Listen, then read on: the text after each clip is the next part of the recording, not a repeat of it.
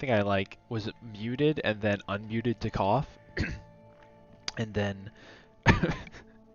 remuted again. Okay, we're good now. My bad. I must have been muted for my intro there.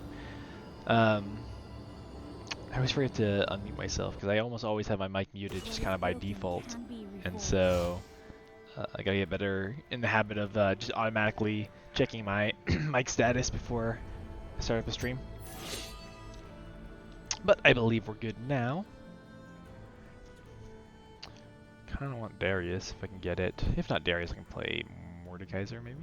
This guy's thinking about switching with me. Alright, Mordekaiser it is. Maybe I'll use my rerolls just for fun. Yone could also be fun. But, actually, we could use another AD character. Wouldn't be that bad. Yone, Mordekaiser, Yone, Mordekaiser. We'll start with Mordekaiser. Mordekaiser I'm more familiar with anyway.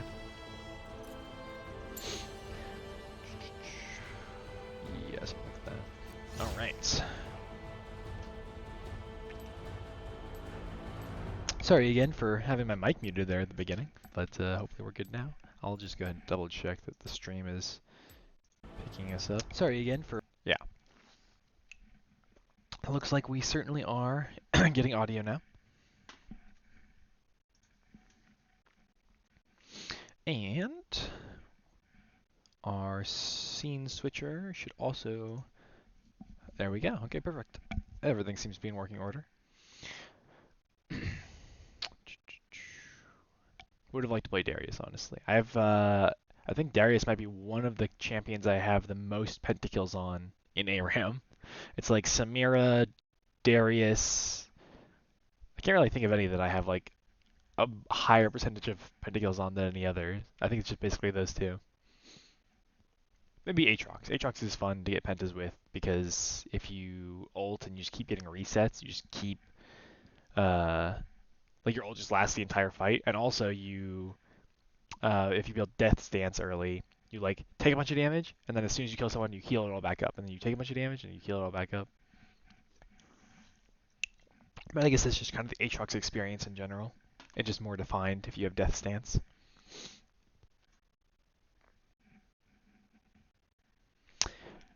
We did go ahead, I should mention that we met our follower goal for 10 followers last stream. And so we should have automatically set a new goal of 20 followers. I believe that is how I have it set up, and that is accurate. So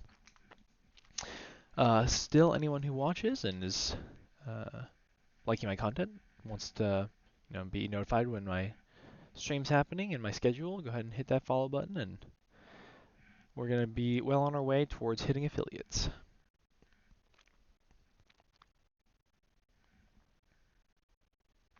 We're at 90% loaded. I've been noticing this is a lot bigger of a problem recently, where like one person will have take a while for their computer to load in, and so we're at like 90% loaded in for a long time. Makes sense. Our champion has a little bit of a debuff in this mode. Minus 5% damage as opposed to Summoner's Rift and plus 5 damage taken. Plus 5% damage taken. Alright. Welcome, welcome. Alright. Feed the Poro, as you always should. Anyone who doesn't feed their Poro snacks to this Poro, we can go ahead and report on our team. I think that's a reportable offense, I'm pretty sure. Oh, our Yone did it. Come on, guys. Go ping it. Feed the Poro. They have a Nidalee on their team, so we gotta watch out for the random spear that like flies in, does half our health. Oh, there's one. Alright. They gotta work for this Poro snack. Wow! Okay, rude. Definitely report our Rumble. You said the Poros don't work for the snacks. Does a dog need to work for love and affection? I should think not. Alright, just gotta keep my passive going, and then as soon as I said that, I let the passive run out.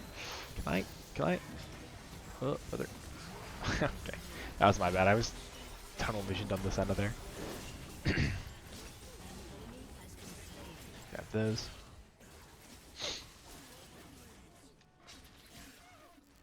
Alright. Probably just gonna go normal Mordekaiser build. Something like Landry's, sorry, not Landry's, Rylai's into Riftmaker into Landry's.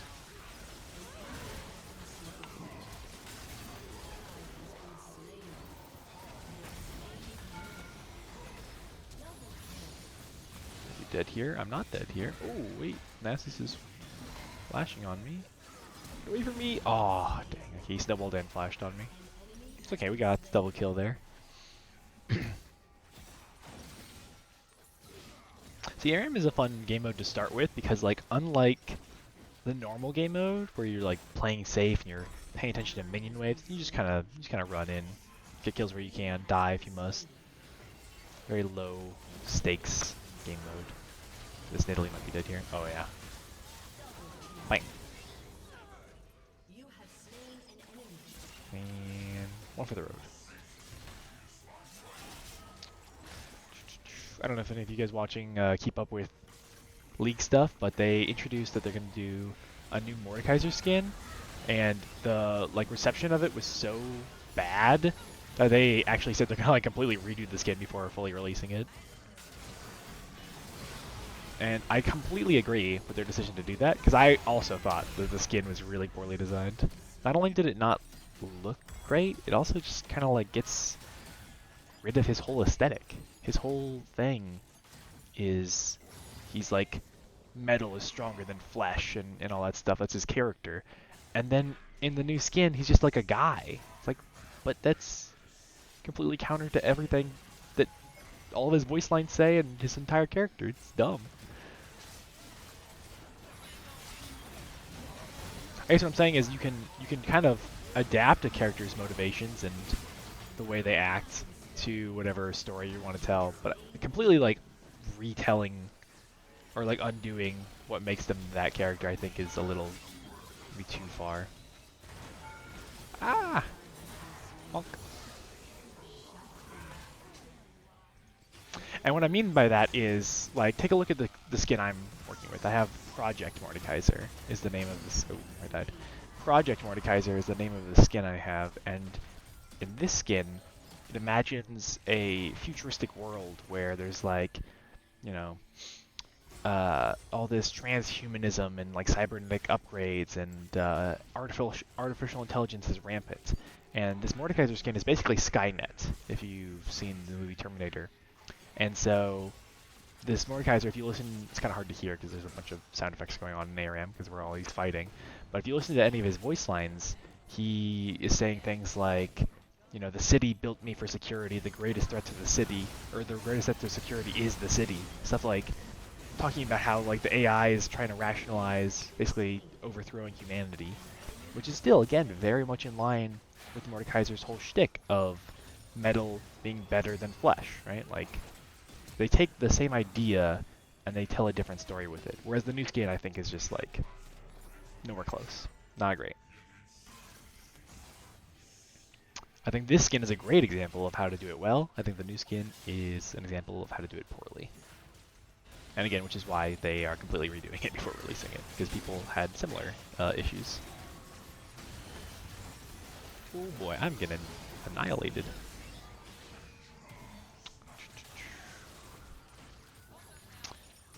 Mordekaiser is one of my favorite champions to play, not just in ARAM, but just kind of in general. Simply because you have the ultimate 1v1 mechanic, right? Sure, there's champions that are known as duelists, and Fiora has an ult that specifically targets one person.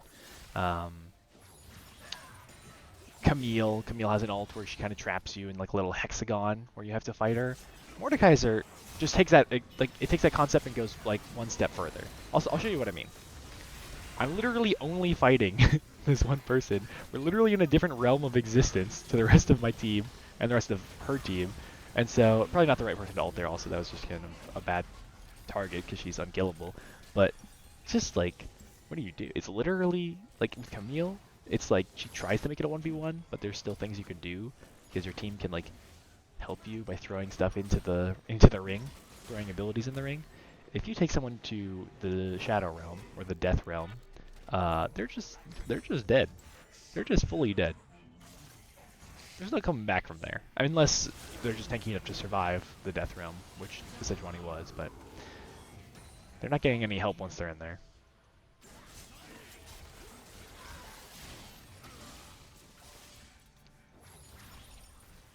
I also like Mordekaiser as kind of like a counter pick to a lot of top laners, where there are certain characters in the top lane that they rely on like other things, right? So Yorick has like little minions that he summons. Alawi has tentacles that slap at you when she hits you and you're near the tentacles. Mordekaiser gets rid of all those. Not gets rid of them, but he leaves them behind in the regular world. And then you have to fight him without all those, because you're in the Death Realm, where those things are not existing. So you basically just like hard counter certain characters, as well as just having just like a really good dueling ultimate, right? The ultimate dueling ultimate, I would say. Oh my god. This Renekton is crazy.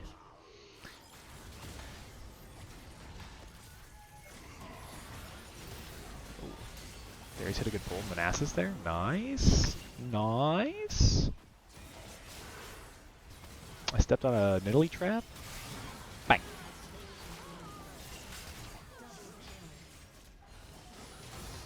Heck yeah. Ah. So random Nidalee spears. If you don't know, Nidalee's like little spear that she throws, it does more damage the longer it travels. So yeah, so if like that Rumble got hit by that, he was probably dead. Probably would have just one-shot him. Yep, see? Like, look, he was full health, and now look at his health. It just does so much damage, so you don't want to get hit by the max range spear. It will one-shot you. Oh dear. I'm in some trouble here. I'm gonna take Renekton to Brazil. I don't even know if I beat this guy, though. Kind of weak in here. Oh, he flashed. Dang. Almost got him. Ah.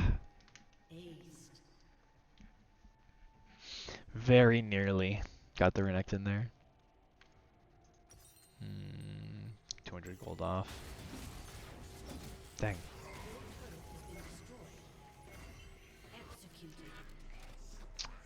I could wait 150 gold, but I think it's better just to get back in there.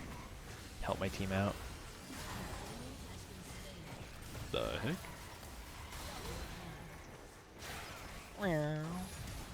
Oh, interesting flash. I think she's still dead though. Yeah. Bonk. Bonk. Bonk.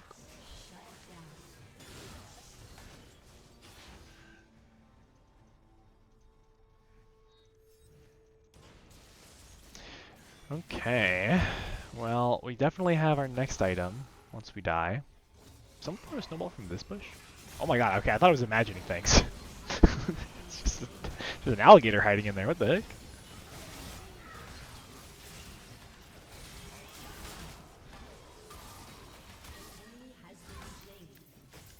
The nice thing about Mordekaiser is that if you do end up surviving a very long time, right, you will eventually kill the tanks. And by that I mean your realm, your little passive circle around you, does % health damage. So if they just kind of stand next to you for long enough, you will eventually kill them. Oh god, Arione's going in. He's crazy. I'm dead. I'm gonna go for the Nidalee here. Dang. Alright, it's definitely Rift Maker. Probably Liandry's next for the burn damage. It'll be especially good against these two. Yeah, we'll definitely go Liandry's. Okay.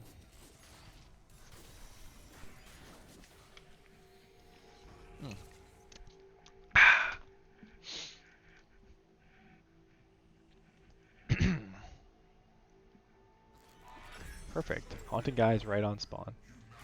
Oh, I forgot to get my Poro snack. Okay, where's the Poro? Oh, hang on, I gotta fight. I'll find the Poro in just a second. He's definitely deserving of the Poro. Oh, there's one. There you go, buddy. Always have to feed your Poro snack to the Poros. It's very crucially important for the winning of the game. Oh, I hit him. Did I take it? Just kidding, I'm taking it. Give me that. Into the demon realm. Oh, there's no way you live, brother. Brother, come on. Stop it. It is slightly unfortunate that she took forever to die, though, because one of the nice things about Mordekaiser ult is if you do kill them in your ults, you actually... So basically, you point at them, you ult them, you go into the Demon Realm. You immediately gain 10% of all of their stats. They lose those stats, you gain those stats immediately. But then if you kill them in the Death Realm in the 7 seconds they're in there, then you consume the soul, and you keep those stats until they respawn. So it's very possible that if I had killed the Senna there in the Demon Realm before coming out and trying to fight the rest of them, I actually would have beat the rest of them because I would have had, you know, a bunch of extra stats from killing the Senna. So it's very important that you ult someone who you think you can actually kill in those 7 seconds, because otherwise you... I mean, it's still good, but you just don't get the benefit of, once you're out of there, you still have to fight the rest of them. You don't get the extra stats that you would get if you just killed the person. Snowball. I missed. Oh! Okay. The Nidalee Spear is very spooky, as I said. You do not want to get hit by the max range spear like that, because it will do so much damage. Ah! It's like a mini game of like just dodging that one ability. Oh, I almost have ult again. If I had ult there, I was definitely ulting the Nidalee. Oh, the spear hit me that time. Oh no, the Renekton jumped on me. Okay, I might be dead here. Oh, I'm definitely dead. That's on me. Shouldn't have let the Renekton hit me with that. Yikes. Ugh. At least I have my next item on spawn.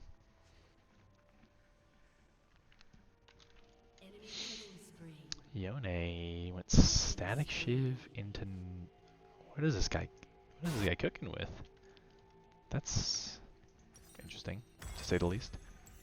I haven't even finished, he hasn't even finished Boots. He just has Death Stance, Blade, Static Shiv. Typically, on those kind of characters, Yone and Yasuo that is, you just want to kind of get your 2 crit items first, because no matter what, those are going to be your biggest power spike, getting to 100% crit. But, you know, what do I know? I'm not a Yone player. Oh god, I'm getting one shot. Alright, you go to Brazil. Hi-ya! Bonk, bonk. Alright, well.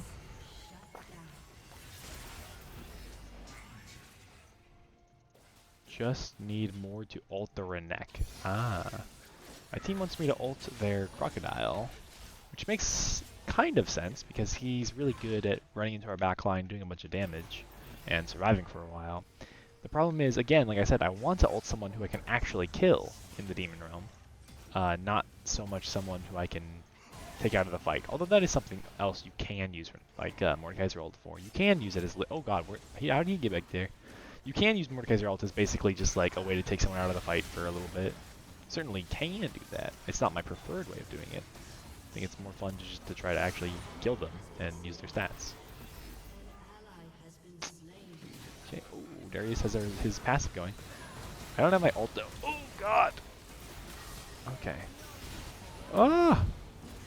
The Nasus is chopping me! Okay, thank you. Darius dunked them. I think Nidalee might kill us all here though. Okay. Not too bad, not too bad. I think we traded really well there. Traded 3 for 5. It's really good. Now I just want to get tankier. I don't think I need any more damage items. I think I just need... Although this can be good if they're building a lot of magic resist. No, just tanky items. So they're healing a lot, so we definitely go Thornmail. And I need to heal more, so we definitely go Spirit Visage. Although Nidalee's probably the only AP damage on their team. Maybe we just finish the Thornmail first. Something like the... I'll wait for the Chain Vest. Something like this, and then we'll figure out where we go from there. Thornmail into whatever item looks good. Alright, what is my team saying? Alright, Crocodile...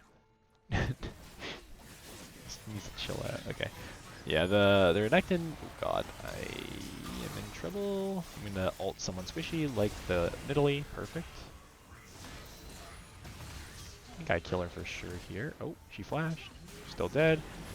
So again, I get the Nidalee stats, so I get a little bit more damage than I would have had if I didn't kill whoever I ulted. Oh, I still got Nasus skewed though. Yeah, my team cleans up. Yeah, look at that. See, this is why I wanted to play Darius. Look at him. He's 13 and 6. He only has 2 completed items. He probably has a full item and a half back in the next time he dies. But he's just like such a good stat check champion. I bet he's...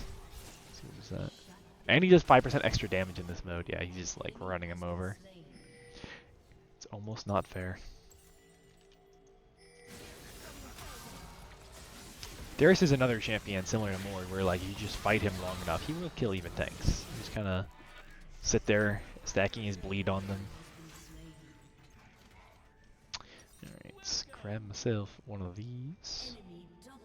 He did die though. Okay, perfect. Go in. Alright, my whole team's dead. We'll see if I can defend this turret solo. There's the Nasus. The Nasus is rather spooky. Because... Okay, I have ult in 5 seconds. I want to ult someone who I can actually kill. Not someone who's like way tankier than I am and will survive my entire 7-second ult. So presumably, either the Nidalee or the Senna is preferable. I can sneak behind them somehow. Ooh. Okay, use my shields. Dogpile the Nasus. And then immediately flash E these guys. Oh, I missed. Gotta reset my passive. I'm gonna ult to the Renekton just to make sure he doesn't somehow kill. Okay. How did he die? Oh, he has Death Stance. Okay, I was like, I didn't do any bleed damage. He was bleeding from his own ability. Or from his own item, rather. Alright, for those of you who don't know, Death Stance basically turns some of the damage, I think 30%? Yeah, 30% of all damage you take is, instead of being taken right away, it turns into a bleed, meaning it gets done over time. And because of that, if you do a bunch of damage enough to kill them, it'll kind of look like you have done like some damage over time to them, but really it's just their own item. They're taking the damage over time from their own item. Snowball. Oh, god, the Renekton's right there. This might have been a mistake. Okay, definitely a mistake. Confirmed. Alright. It's okay. It's okay. We got the inhib, so we're even on inhibs. Just need... We almost want to die here, because we have all the minion wave pushed all the way up. It would be kind of good if our team died and spent all their gold. Yeah, this is actually good. Like, honestly, they should all just, like, let the enemy team kill them so they can go back. And then by the time the enemy team pushes the wave all the way back here, they'll have respawned with their items. I mean, or they can just kill the enemy team. I mean, that works just as well. That also works. Alright, probably Jack Show last, is my guess. I'm still taking a decent amount of magic damage from the Nidalee, so we're definitely going to go Jack Show last item. Something like Belt, and then we should have Jack Show 2300, okay. Like 1 or 2 kills and we have it. Oh, this is bad. I'm probably dead here. Gotta ult the Senna immediately, such that I can kill her. And can you please stand still? Okay, I got her stats, but she took too long to die. Dang. Okay, it's fine. Trade 1 for 1. Didn't get enough gold to buy my item though, so I have to wait for another death to buy it. Not the best, not the worst. God,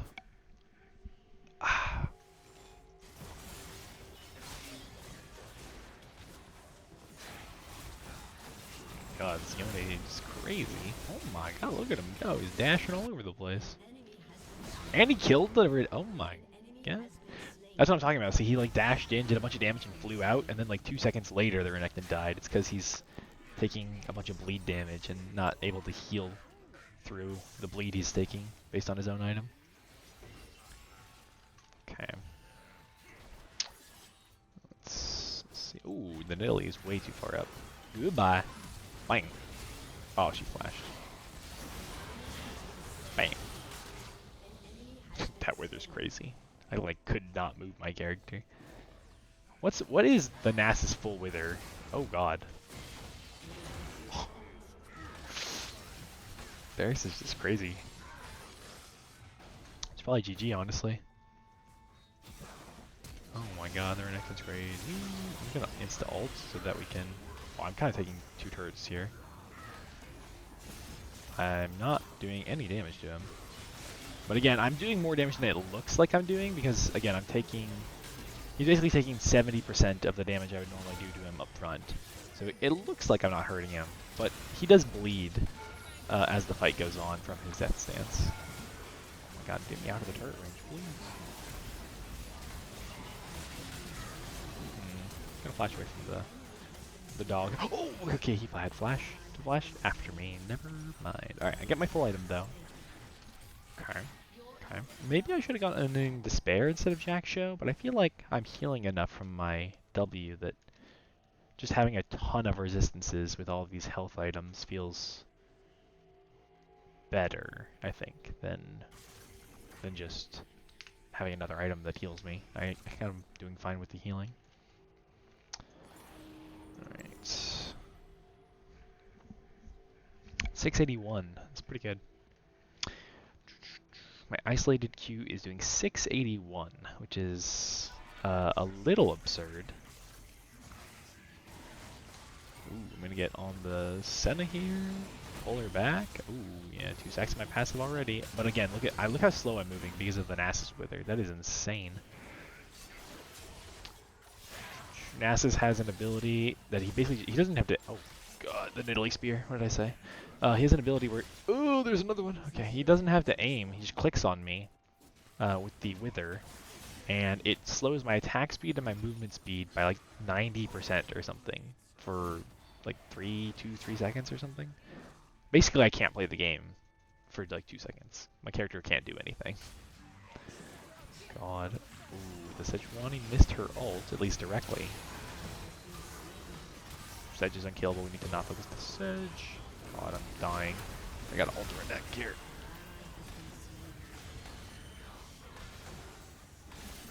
He killed it in the Demon Realm, dude. Ay, ay, ay. That was on me. I should have ulted their neck in way earlier before he went back and started killing my team. Yikes. Yikes. We might lose here. In fact, I think we definitely lose here. We don't have enough people up. Yikes. Unlucky. GG. GG. Well, unlucky. I blame Lulu. I agree, Rimble. Lulu really dropped the ball on this one. Oh, they're kind of ignoring the Nexus though to kill this Yone. That might have given us Darius? That's it. He couldn't really defend anyway, but it's just funny that he didn't try. He just kind of went behind him. Alright, good first game. I'll give it to the Darius. Even though he didn't switch characters with me like I wanted, he played pretty well. Ah. Let's look at the damage charts just to see. Okay, it's about even. Yone actually did the most, followed by Varus and me, and then everyone else. It was pretty much an even split of damage. Nothing too crazy. Alright, so first game down. I think, like I said, we're probably going to move into some Summoner's Rift now. Probably let's do some ranked flex. I could also do TFT. I do like playing TFT, although the stream just says League. Maybe I'll schedule one of my League days in the future to just be a TFT day, since I really do like teamfight tactics. But for now, jump into some ranked flex. I think we left off at Plat 3. We did indeed. Okay, Plat 3, halfway through Plat 3. Let's make a goal to get, actually wait, what's wrong? I want to be top lane and back up a jump. Definitely do not want to try to play ABC in ranked, as I am, I don't want to say bad, because that would make me feel bad. Let's say I'm sub-optimal at bot lane.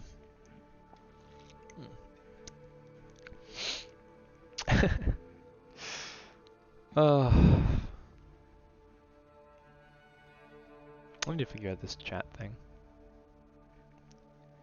I imagine it's probably just like a simple setting that I've missed. I've looked, but or it's possible that it's just like an affiliate only thing. But I really get annoyed by these bots.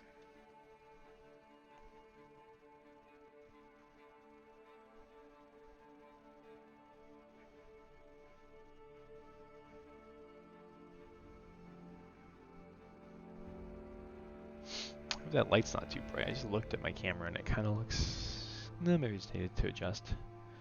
Not like completely whitewashed. Yeah, more or less. More or less good.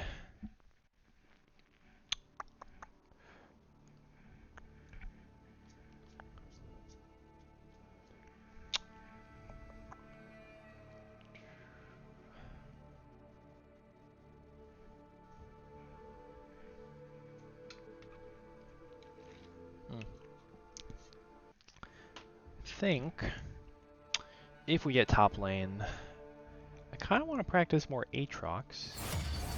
I played a lot of set recently, like kind of a overwhelming amount of set. He feels very good early, and so it's kind of just like falls in line with my playstyle of being hyper aggressive early. But Aatrox is a character that's very much the opposite. He's not really good super early at the very beginning of the game, but as soon as you hit like level 5 or 6 and your Q has a few points in it and you have, you know, done your first back, it's not so bad. It's really not so bad.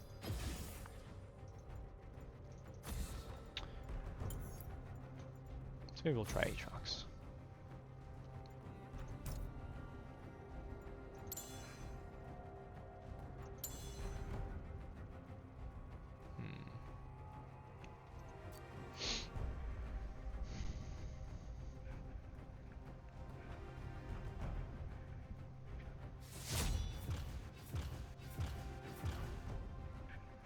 We have a pretty AD heavy team. The Katarina could build to be doing a lot of magic damage, so it's probably not a huge deal.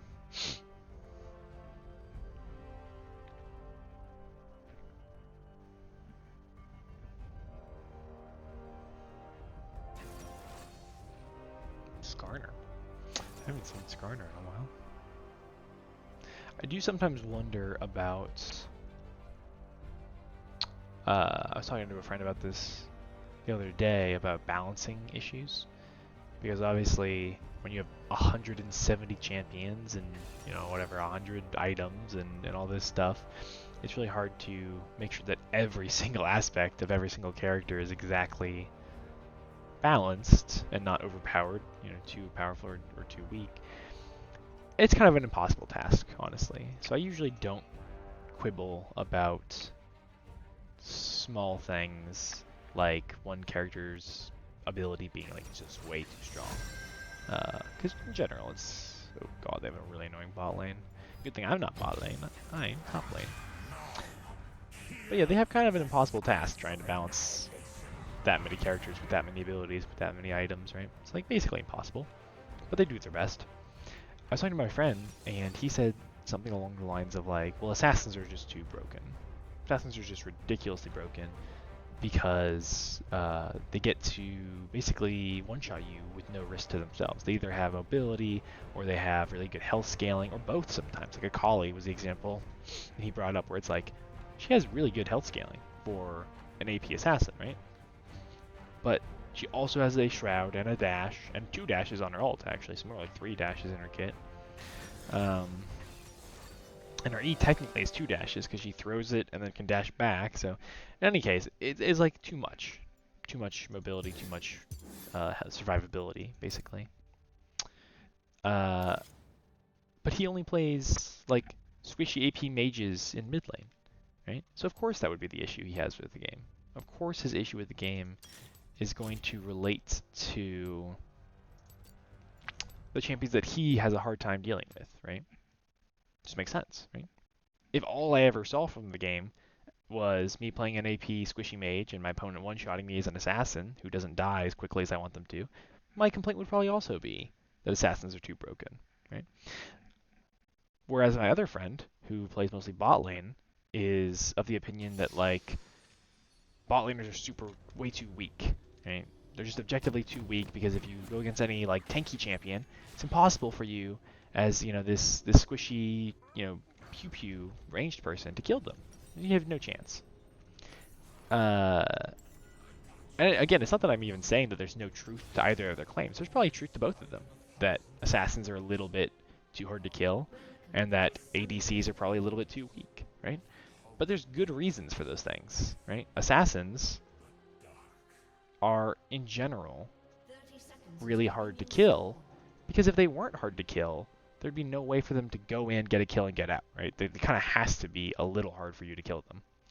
And ADCs have to be a little weak, not because, like, if they were any stronger, they'd be broken, but just because attack range is really annoying and hard to deal with, right? If I'm Aatrox and I can only attack, I don't even know how to check, like, how would I even see? My attack range is here. If I can only attack in this circle around me, right? And there's a Caitlyn on the enemy team, right? And she can attack when oh, hang on.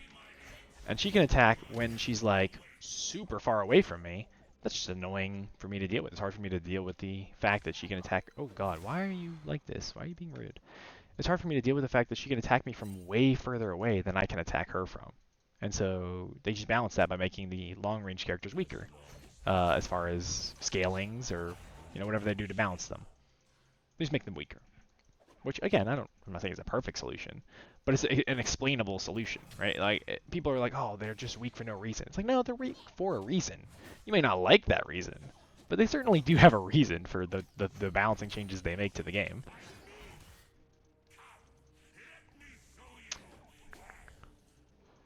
I think I just have to pop a potion here. I really don't have any way to get Prio in this matchup because, again, actually just exactly what we were just talking about. He has so much range on me. He can poke me from so far away.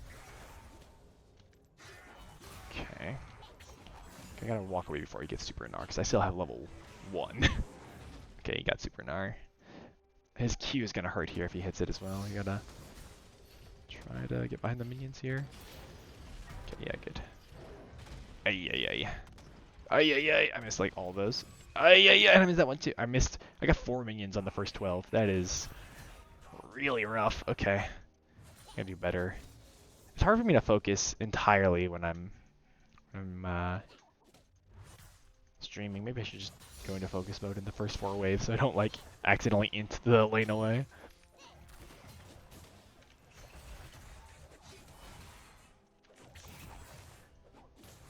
Okay, got a little bit of trade on them.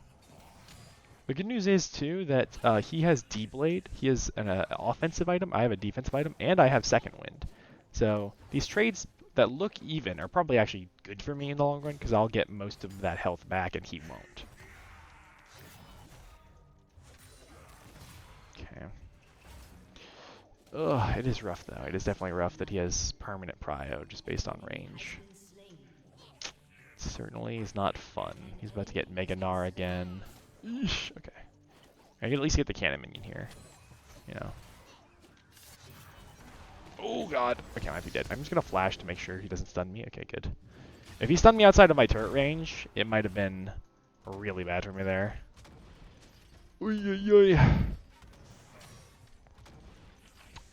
That's kind of a classic Gnar move. You start your jump while you're in mini Gnar form, and it allows you... Ooh, I'm gonna miss that minion, and... really bad at CSing on Aatrox, apparently. You start your jump when you're little Gnar, because you can do like the jump. You can bounce off someone's head when you're mini Gnar with your jump, and then you do it like kind of as you transition to Mega Gnar, so that you get a ton of distance, and then our Mega Gnar, like as you saw, kind of like behind me, and it's a very good move. It's definitely a powerful tool that he has to engage, but annoying for me for sure. Probably I'm going to use boots and longsword for my first back. I could TP if he tries to hard shove, which it looks like he may successfully hard shove. I'm kind of committing to walking back to lane now, though. It doesn't look like It's gonna get it all the way under my turret though. It's gonna be close. What the heck? What is happening here? Okay. Skarner was stealing my jungler's Krugs? What was going on there? That was super weird. I took a ton of damage from my Gnar there, but it's definitely worth for me getting a kill. I will take that any day. And now that my Hecarim's still topside, yeah, look at this. He wants to lane gank? Never mind, he doesn't want to lane gank. What is he pinging? What is happening? Why is he mad? What did I do? I don't know. I think he wanted to try to lane gank there. Maybe he thinks I scared the Gnar off too hard or something. Ooh, that was a good poke. Owie! One little trick if you play Aatrox is your Q is kind of 3 parts, right? You have the first, second, and third Qs that you can use. If you use only the first or only the first and second, it goes on a much, much shorter cooldown. So typically if you're not all inning, you're just kind of poking, you only ever want to use the first and the second. You basically never want to use the third unless it's going to like give you an all-in trade. It's going to kill them in the long run. So just something to think about.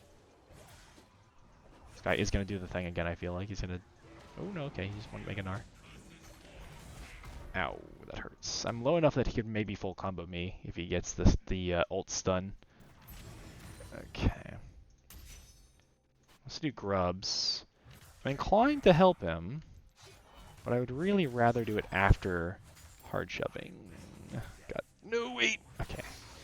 I missed like 3 of those minions for no reason. Alright. Oh, he already did the grubs. He did those way faster than I thought he was going to. I guess I should have just started my recall. Okay. Let's see. He actually full played steel caps, so we kind of have to match. Don't really have a choice in the matter. I might want to TP. He's kind of slow pushing, so I'm going to miss 3 melees, but I'm just going to walk back.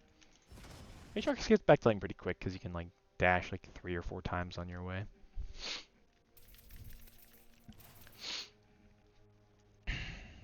See how many minions did I miss? Yeah, only 3 melees. Maybe... Hang on, wait. Yeah, okay, I missed 3 melees and a ranged of XP, but it's fine.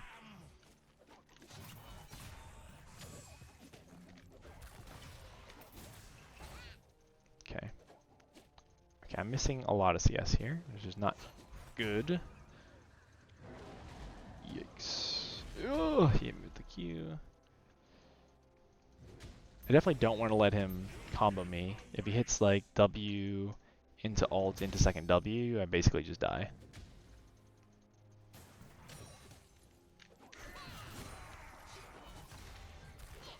Ugh, if I hit that W, I could have maybe tried to kill him. If he stays though. Can do it again. I'm just ulting. Q2 and Q3. Oh, he flashed. Oh, and the Skarner's here? Oh no. Oh, damn.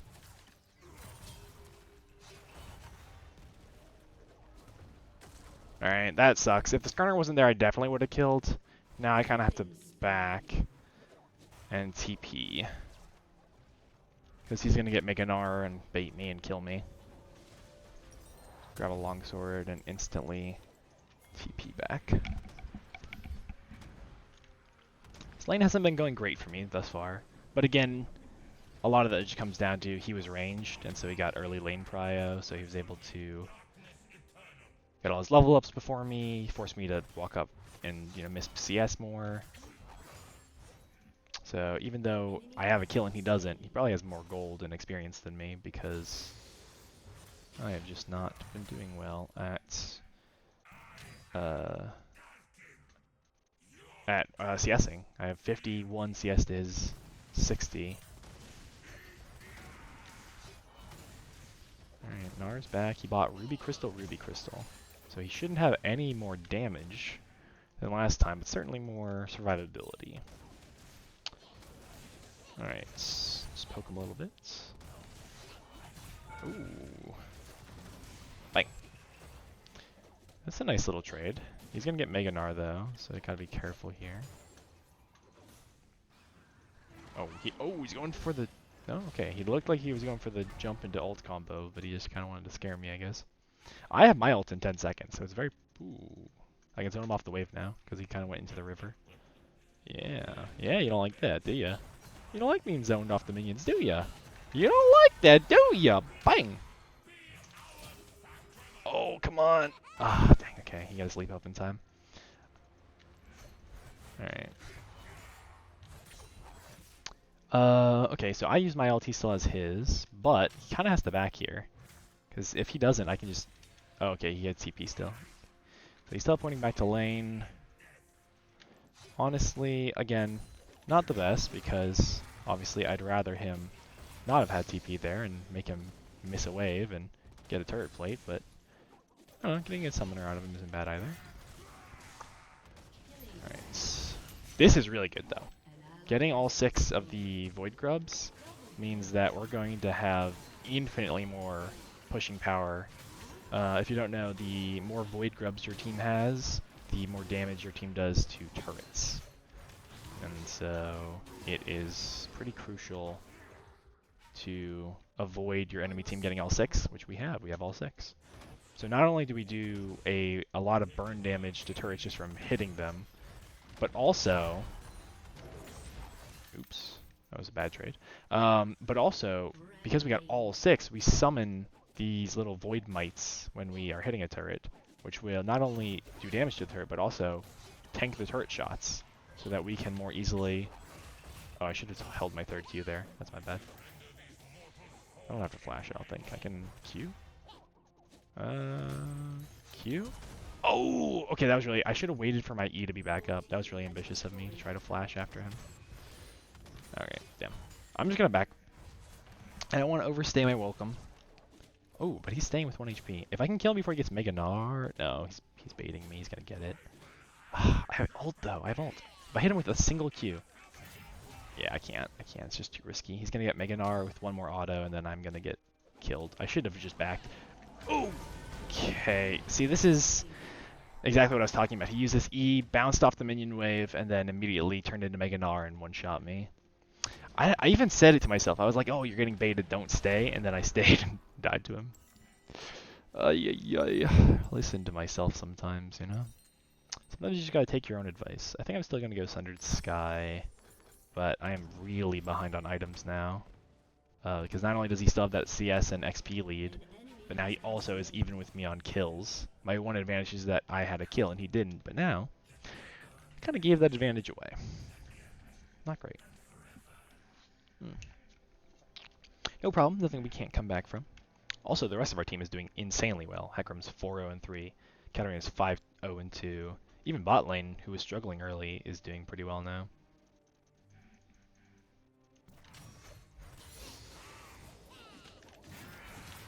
Does he have a finished item? He does not, okay.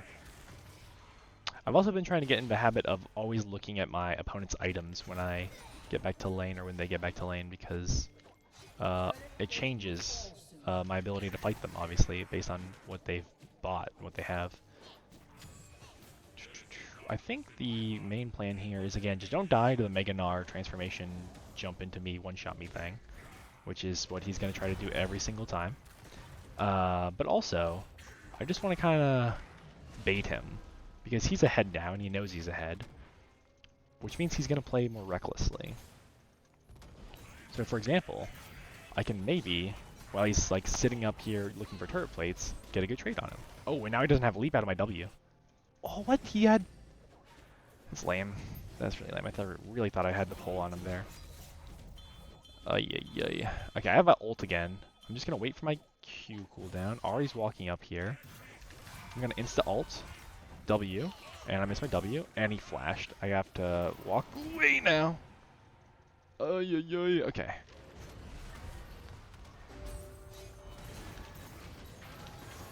I couldn't outplay it. I saw Ari walking up. That was another dumb play by me because I knew, based on this ward, that she was walking up towards me, and I still tried to go for the all-in because I thought I could kill him before she got there. But then, of course, when I failed to kill him before she got there because he flashed away from me. I was of course stuck in a situation where I had no way out and had to die. Very not good. Very, very not good, in fact, because now, not only am I behind in my lane, I've given the Ahri, I think the Ahri got the kill there, right? Yeah, the Ahri got the kill there. I've given the Ahri gold, which she wasn't getting. Oh, and now look at that. Now she just shit down our Katarina. So the Ahri, who was 0-5, basically with no hope of getting into this game, down 50 CS or whatever, is now all of a sudden going to be a player on their team who's capable of dueling people, which is not good at all. Ooh, I should have tried to stop his back there. My team seems to be fighting, but I think they have it. It's just Skarner, right? Oh no, their bot lane's down there too. I should go help. They have Skarner. Leona's walking away. Okay. We're good. I still have yet to have my turret fall, which is good because right now the enemy team is so far behind in kills that they currently have objective bounties, this little symbol next to our turret, which means any objectives they get extra gold for their whole team for just getting that objective. So every dragon they slay, every turret they destroy, everything gets them extra gold for their team. I'm gonna full all in here because I have my entire team coming up to help me. So even if this guy himself can beat me, I seriously doubt he will be able to withstand the power of my entire team hitting him. And he's dead. Again, I don't really care so much that I didn't get the kill there because I care more about getting this turret down, opening up the map, and also the fact that my Jinx is way more of a win condition than I am. I don't really have any chance. Yeah, I'm about to get this turret after all. Skarner's being rude. Although Jinx wants to... if I start tanking turret... I tank 2 turret shots for the Jinx?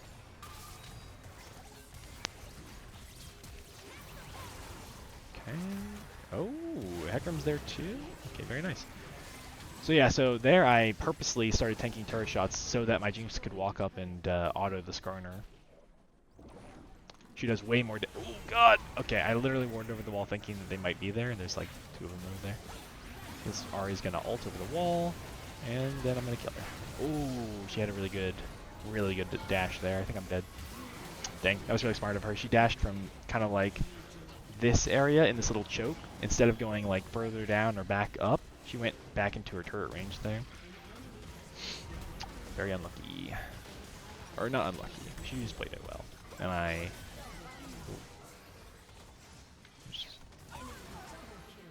Okay.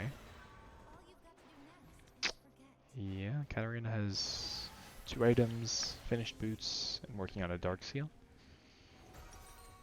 I, on the other hand, need to build some armor pen. They have armor. Basically, she builds only resistances. He's building only resistances, and this guy appears to also not only have plated steel caps, but is building more armor. So I'm definitely going to need one of these 2 things. I'll just build a sword for now so that I can go and die there.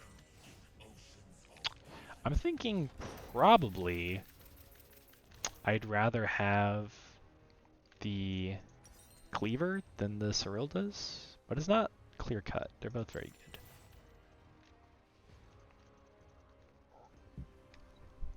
One thing to note about Cyrildas is that it doesn't give any health.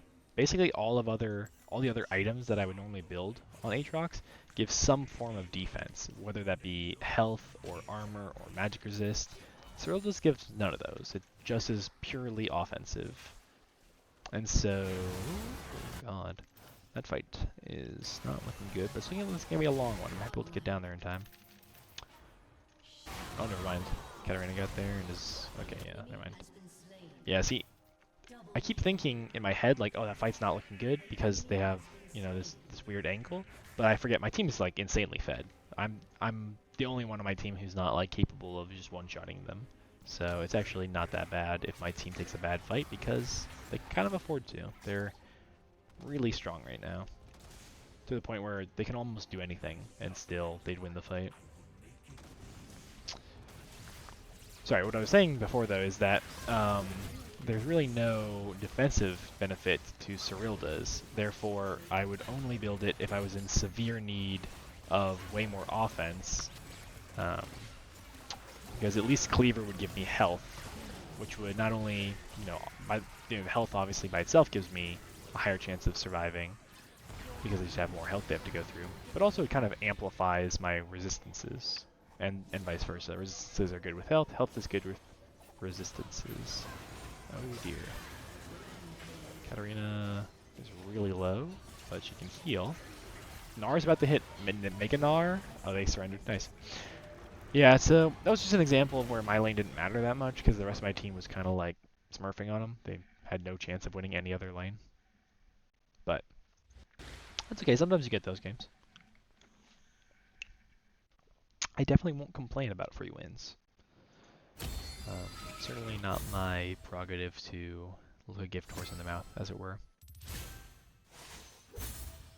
Yeah, see, like, everyone on my team just annihilated them. I did no damage compared to my team. I mean, it wasn't that I did no damage. I still did more than most of the enemy team, but it was like, look at that. Katarina did basically, what is that, 20, she did like 1,000 damage a minute, which is insane for only a 20-minute game. Well, that was fun. I think Ranked Flex is a good place to play because it's a little bit more casual than Ranked Solo Duo, but still a little bit more serious than just like Norms or ARAMs. So maybe we'll just keep doing this for now. I kind of want to keep playing Aatrox, not because I think I'm really good at Aatrox or anything, but because exactly the opposite. I want to be better at Aatrox. He's a character I've played a lot of, and I still feel like I don't know very well.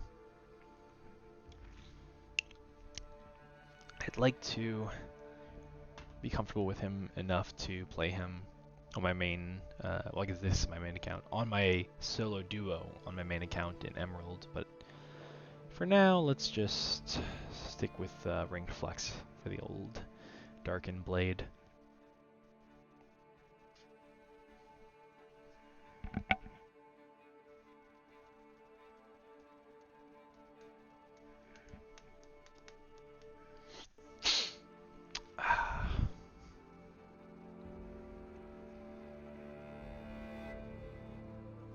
I find it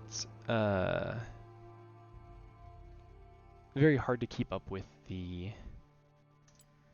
League meta nowadays. There was kind of a, not so much like an unwritten rule, but it was just kind of like a thing where like every season or every like large part, like section of a season, there would be like one type of character that was really strong, right? We've had tank metas, we've had assassin metas, we've had AD carry metas, whatever. I feel like that hasn't been the case as much recently. I feel like there hasn't been like just like one type of character that's been busted. Let's see what we're working with here. The current patch notes.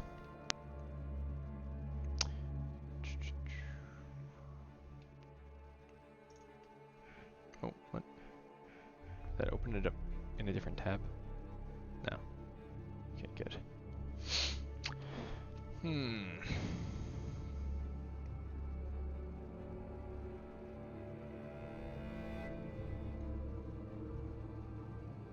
Interesting. So it looks like they, as far as top lane goes, which is most of what I play, they really only nerfed Warwick. But they severely buffed, it looks like, some other top laners, right? Like Gangplank, Jace, Sion, Teemo, Yasuo even can be played in the top lane. Under adjusted, it says Diana, Elise, Mel. I heard a lot of people complaining about the Mel update, as they called it, essentially trying to make her less safe, but more like bursty, damagey if she does well, if she like hits everything. Essentially trying to make her higher skill to play, as I understand it. Let's see what the exact things are. So her main damaging ability, Q, gets reduced very slightly in range. The projectile speed gets reduced slightly, so there's more counterplay to like dodging it. The block ability gets reduced in duration, so that she can't use the time to reflect better, I guess. Ooh, I'm jungle, I'm not even top lane. That's okay, I don't mind playing in the jungle. Usually I play Briar in ranked, but again, this is kind of ranked flex. This is ranked flex, so it's kind of like a more, not casual, it's still ranked, but it's more, there's less pressure, I feel like, for me to do well, because I don't care as much about this rank as my solo duo rank.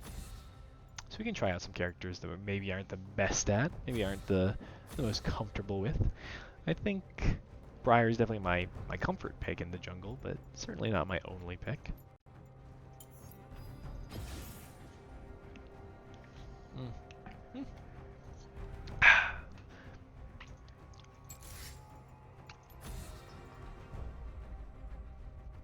Certainly are a lot of characters I wouldn't mind picking up in the jungle, or that I wouldn't mind being better at.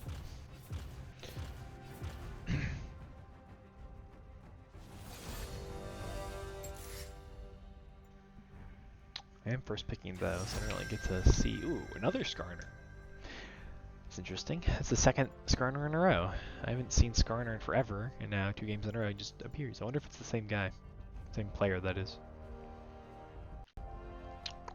What do I want to play? Who shall I pick? Let's play some Lilia. Lilia's very fun. She's like fun in the way that like it's sometimes fun to make people annoyed. Because certainly she's not like busted or anything, but she kind of just like is very annoying for the enemy team to deal with. You know, it's just like, what do you do when she's just running in circles around you? I don't have an answer for them. I asked the question. I do not have the answer. I don't have any Lilia skins, damn. I'm going to make Lilia part of my kind of standard jungle rotation. Maybe I'll have to buy a skin. Which one would I want? Fairy Court Lilia, not bad. Shanghai Scrolls Lilia, also not bad. Nightbringer Lilia. Spirit Blossom Lilia. I think I like this one the best. Go with normal Lilia for now.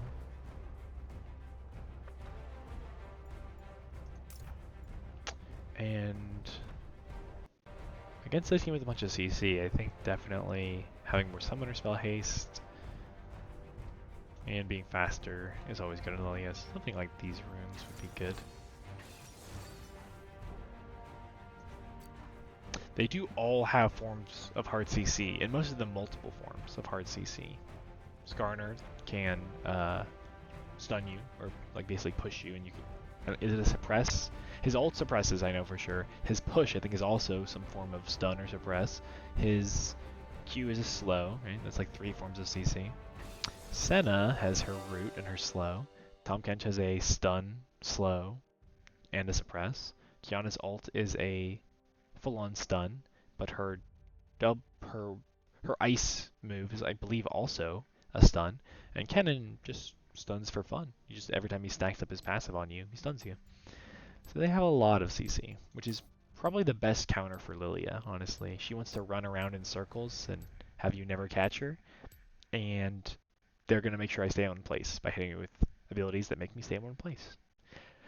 So this should be kind of an example of a harder game for Lilia to perform in. So we'll see what we can do with it.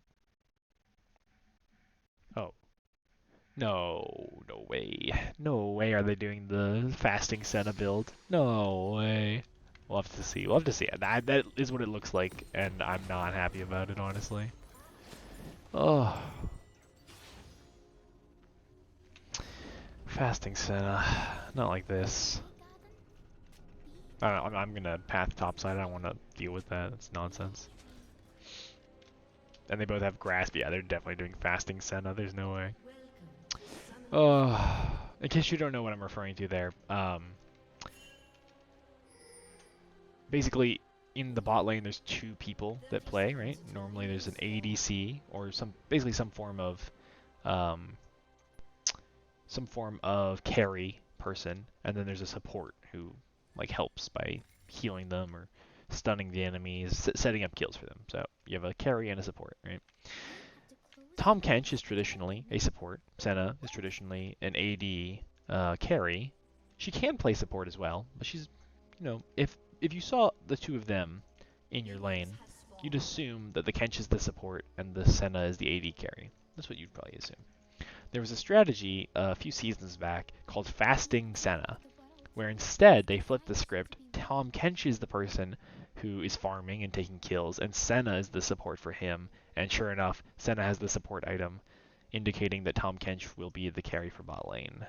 I haven't seen this, like I said, it's been several, not even just patches, several seasons, I feel like, since this was an actual strategy that people were using, but lo and behold, we have some believers. We have some people who are trying to bring it back.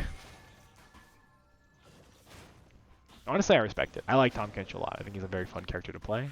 I just don't think that Fasting Senna is an appropriate way to utilize his kit anymore.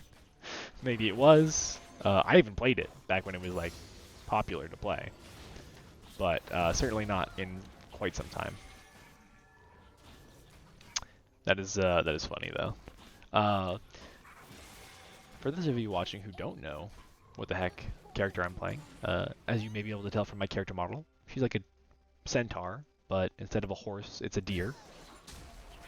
So part deer, part human, right? But as far as what she does, essentially, every time I hit something with an ability, you can see they're kind of like burning. They're taking this magic damage over time, as indicated by the blue numbers that keep ticking off of them, right?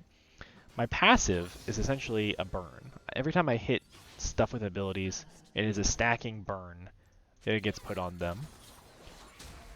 And while they are being burned, I'm healing slightly for the damage that my burn is dealing. But not only that, I get stacks of prance, which is essentially I have move speed when I have more stacks of prance. I'm faster.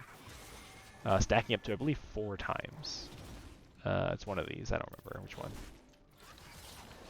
But essentially, I just run around really fast. I'm faster than most champions when I have stacks of my passive on either minions or camps or even enemy champions. So the whole kind of gimmick of my character is that I just kind of run in circles around them. And I'm faster than them, so I can always get away. Like I said, basically, she's fun in the way that making someone annoyed is fun, because she's very, very annoying to play against if you don't have hard CC. Which, again, their team does, but we're going to make the most of it anyway. Oh, okay, Speaking of making people annoyed, that's just rude. You should know better than to take my Scuttle Crab. Alright, I'm actually going to go straight to the bot Scuttle Crab. Oh god, what is happening here? Okay, this is a weird fight for sure. I can throw a bowling ball at her, and the Q should do it. And I think I win against this Skarner too, actually. I just have way more sustained damage than he does because of my passive burn. Although, he somehow is beating me. Okay, there we go. That was way closer than I thought it was going to be. I thought I was going to have no problem killing that guy, but I did almost die. Alright, cleared that out. I actually have enough health to probably clear 2 more camps, we'll say. We'll do this big frog guy and wolves, and then we'll head back to base, buy some more items. Anyway, so my passive is I run around real quick, and I burn people over time and heal for a little bit of the damage I deal. A lot of kind of thing, basically 3 passives in one, really. It's kind of a burn, a heal, and a move speed. Kind of a lot wrapped into one. As for her ability, she has, as you can see, I spin around, spin my magic cane or whatever around, and the outer edge does more damage than if I'm right next to them. So if I'm right next to them, it actually does less damage. As you can see here, it doesn't make that nice little ringing noise because I'm not hitting basically the sweet spot of it. If I don't hit with the outer circle of it. The W's just kind of slam in a spot in front of you. It's a little bit of a dash. And then... oh, right, I have magical footwear. I can't buy boots right now. That's okay. So you have the W, which you slam down. You have the Q, you swirl around in front of you. And then you have the E, which is kind of one of her most unique abilities. being that it's a projectile on a basic ability with no cap on distance. And what I mean by that is no matter how long it travels, it'll just keep traveling till it hits something, a wall or a champion.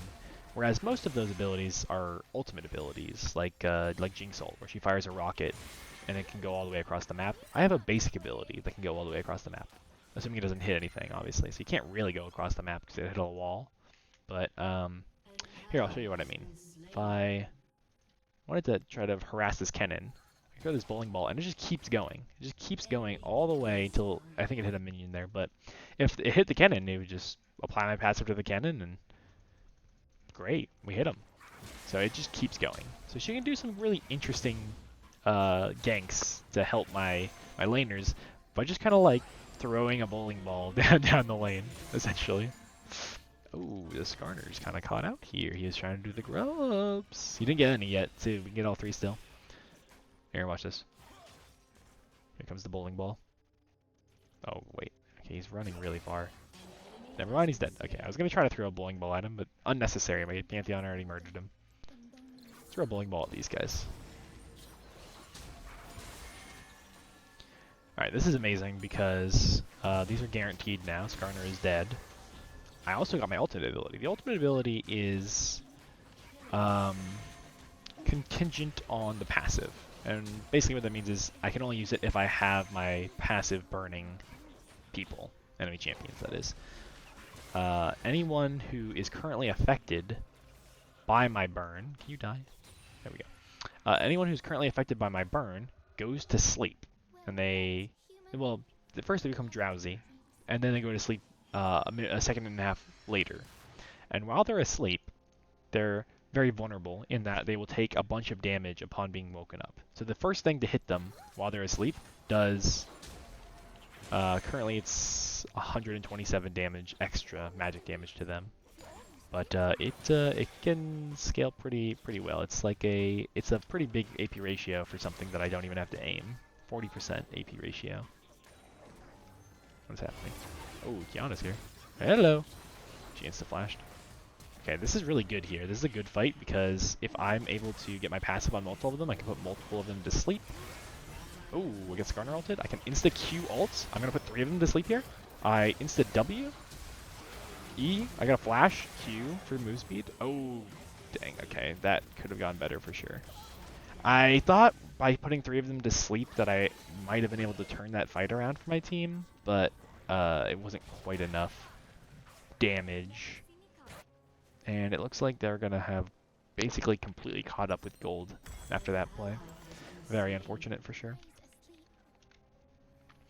Yeah, you hate to see it. Also, I kind of lagged out there for a second. I think just because so much was happening on the screen, and I'm streaming and I'm recording all at the same time, so... not that I think that the lag was what caused that play to go bad. I think that was just a real not great play. My team is still fighting this. Also, I'm kind of inclined to go help them, since if I don't help and they all die, they're probably gonna blame me. Okay, I can ult again. I'm gonna ult the Kench. I think sleeping the Kench while he doesn't have his shield up. Okay, I got the Kench shut down. That was 336 gold shut down. So they're very worth there. Honestly, it does suck that the Kench is absurdly fed. But the good news is he doesn't scale great into late game unless he builds Riftmaker, and most Kenches don't. So they're really hard to kill. They're really beefy, but they're not really carries. Where did that happen? Oh, damn. This is bad. They might kind of check my blue buff as I'm doing it. This might... Okay, I can check the drag. Oh, what was that? Bowling ball! Oh no! That's the one I don't want to see. He's the CC bot. Okay, you have a Skarner coming in. Just letting you guys know. Oh, she's still there. I can hit her with another bowling ball. Watch this. If this hits... Okay, no, she went back to lane. Okay, she's playing it safe. That's smart. Why is my team constantly fighting this? I just want to farm my jungle. Guys, chill for 2 seconds. I'm very busy. I think my Pantheon's gonna die to her. Never mind. Okay, you got her. Good. Okay. Okay. My support is chasing off their jungler. That's funny. My 0-4 support is somehow tussling with their 3-2 jungler. Okay, this looks like it's going to be another fight. I'm going to smite this just to get there quicker. Oh, can she use this W to get in? Okay, I got... Oh, no. This is bad. I got to get out before the... Oh, God. Okay, Zen ult hurts as well. Yeah, this is just a bad fight. We should just leave. He's too unkillable. He's took, like... He tanked us, all three of us, for a decent chunk of time there, and he's still basically full health. Well, he's not completely full health, but... Like 2/3 of his health is still remaining. So it's like not likely we're going to be able to kill him before they kill us. Although, I would really like to fight for these Void Grubs, because then we get all 6. Unfortunately, Kled's dead, so it looks like it's going to be impossible to fight for said Void Grubs. Yeah, I think they've just gone. I might be able to cheekily steal one with my bowling ball, though, because I believe the bowling ball goes over walls. Here. See if I can... Oh, I hit him. I can put him to sleep, but I don't think it's good enough to... This is dumb. I shouldn't fight this. I'm going to have the whole enemy team on me in a second. Oh, dear God. I'm going to insta-sleep the Kennen so I can try to burst him before... Okay, yeah. There's not nearly enough burst. That was my fault. I shouldn't have even walked up there, because as soon as the Kennen sees me, he basically alerts his teammates to come murder me, and that was dumb.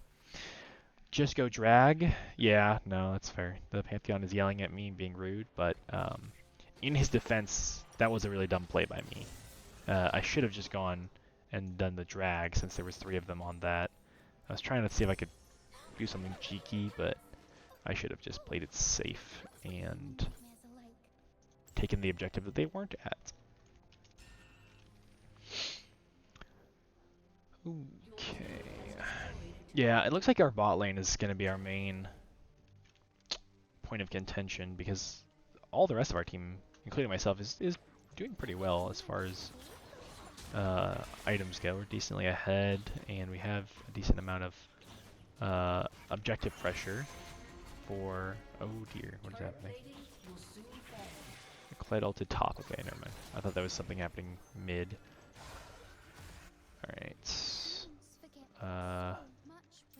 There's a Kench here. I really can't come from this angle because Kench will one-shot me. I'm gonna throw my bowling ball on him. Okay. I just gotta kind of like very carefully stack my passive on them so they're all kind of burning. I am taking so much damage though. Yeah, this is bad. I'm just gonna throw the bowling ball in to try to help my team. It's the best I can do. He's very low and is burning from my ult, or from my passive. Alright, I'm coming back in.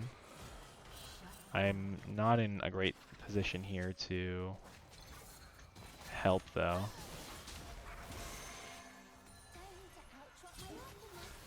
Okay. Okay.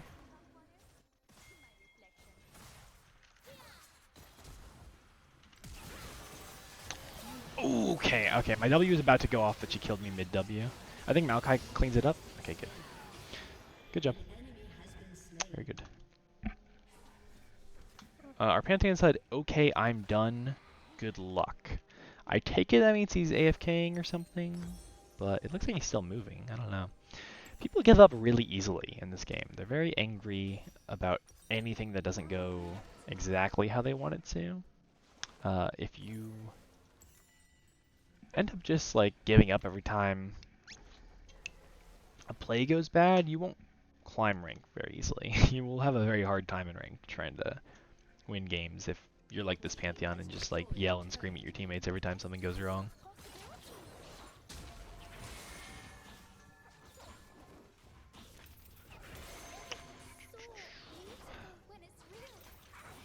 Alright, so I'm gonna grab my blue buff. Again, no one has taken the first dragon. It's still 15 minutes in, or it's 15 minutes in, and still this dragon is still here. It's honestly not even a bad dragon for me, because it's Cloud Dragon, so it gives move speed, and like I said, no, we're not surrendering because Pantheon's mad. Dude, chill. Alright, I think they're just doing the dragon, which is... Oh, God. Okay, I can sleep her here. Okay. Tahm Kench ulted her there, which is fine. I traded my ult for Tom Kench ult, essentially. And I'm kind of fine with that. This is acceptable. Honestly,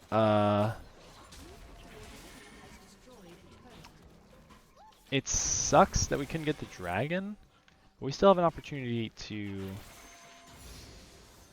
play for the feats through first turret or just by getting the next 2 objectives. I really see a possibility of either. Let's throw a bowling ball down the lane, see if we can hit him. Did not hit him. Okay. I take it this crab is gone. It's not gone. Okay. Take this crab for free.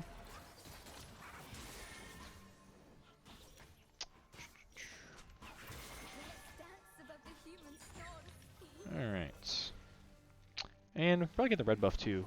We got a little bit of time before there's a fight for this Rift Herald.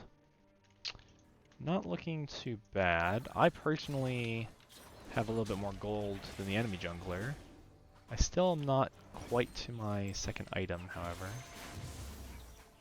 I need another 700 gold, basically. Which tells me I should probably just chill out for now, honestly. Oh, they did the rift on spawn. Or not on spawn, but just instantly before we could get there. That's actually fine. There wasn't much I could do about that, because again, my team was just getting back to lane as... Oh, what the... Oh, the Pantheon really has given up. Did he flash as well? Okay.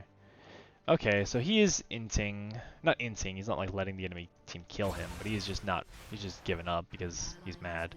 See, again, this is a pretty even game. 17 to 19 kills, 4 to 0 turrets, about even in objectives, right? Basically even. But because the Pantheon, for whatever reason, just has it in his mind that, you know, his team has wronged him in some way, he's chosen to give up and stop trying to win. This is basically the least productive mindset you can possibly have when playing League of Legends. It's just not... Oh god. Oh god. Basically just not productive at all. There's no way to win games consistently if this is how your mental is gonna... Yeah, see, our Aurora even messaged him. Honestly, wild how much your mental fell apart when we have Kled as a win condition and weren't even behind much. I mean, yeah, it's just... I couldn't have said it better myself. This Aurora is 100% right. The Pantheon who's ahead, basically all laning phase, just gives up because... reasons, I guess. I don't know. Right now, it appears as though he's still playing the game. You know, he's still in lane, but he flashed, he ulted, he just doesn't care about winning anymore. Doesn't seem to want to talk about what we can do better for different plays. He just kind of wants to complain and die. Okay, well...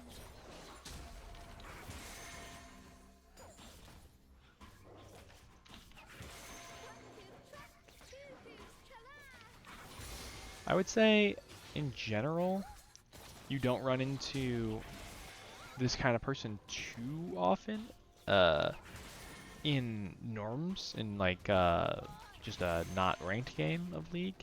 It's weirdly enough the ranked games where you have people like giving up for no reason most of the time. It's very bewildering that in the game mode where you're more incentivized to win, there's more people who are giving up way quicker than they should. And now he's telling our Aurora to do something to herself. It's just like, I don't know, like it's really troubling, I would say, for someone like this to queue up for ranked and then immediately basically just give up as soon as the game isn't going exactly perfectly. I have to back though. This really sucks too, because this was an awful back timer by me. I should have been down here fighting, but instead, because I committed to clearing my Krugs, I'm going to be super late to this fight, and it's very possible that my team loses this fight, because like I said, we're a little bit behind now.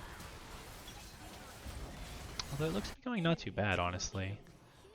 We traded 2 for 1 right now, 2 for 2, basically even. I can throw a bowling ball down here. I did hit the Kench.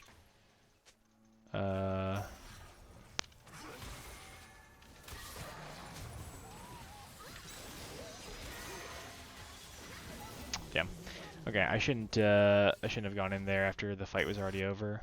We should be trying to play for the objectives instead. But I really thought that the oh, I really thought that the shutdown gold from the Kiana would be worth the risk, but it turns out the Kled gets the shutdown gold, which is just as well. He's a big win condition for us. Already 3 items in, and no sign of stopping there. He's already got 40 CS on the cannon, 8 kills, and 3 full items. It seems very plausible that he could hard carry this game. I would say that he's probably a better win condition than even their Kench is. Their Kench is way more likely to fall off late game. The Pantheon keeps trying to surrender, but again, we have a very good chance of winning this game. He just doesn't want to play because he's mad.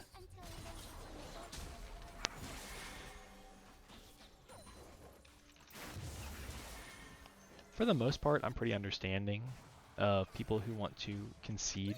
You know, a lot of the time I'll even just like vote with them because they have a legitimate reason to want to concede either, you know, the game. Ooh, Fred wants to go in with this. This is maybe good. We can get some picks here if we play it right.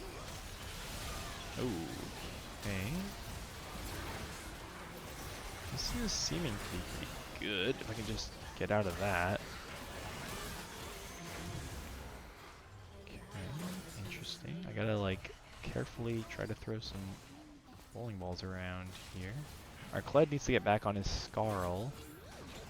But ooh, he got back on Skarl, and I think he kills the Skarner there too. Yeah, nice. Okay, I'm just gonna go do the dragon as it seems pretty free. Honestly, like I said, I'm pretty understanding of people who are like, oh, I don't want to play anymore, because I've been in that position too. I've been in a position where I'm like, oh man, this game just is not going well for me, or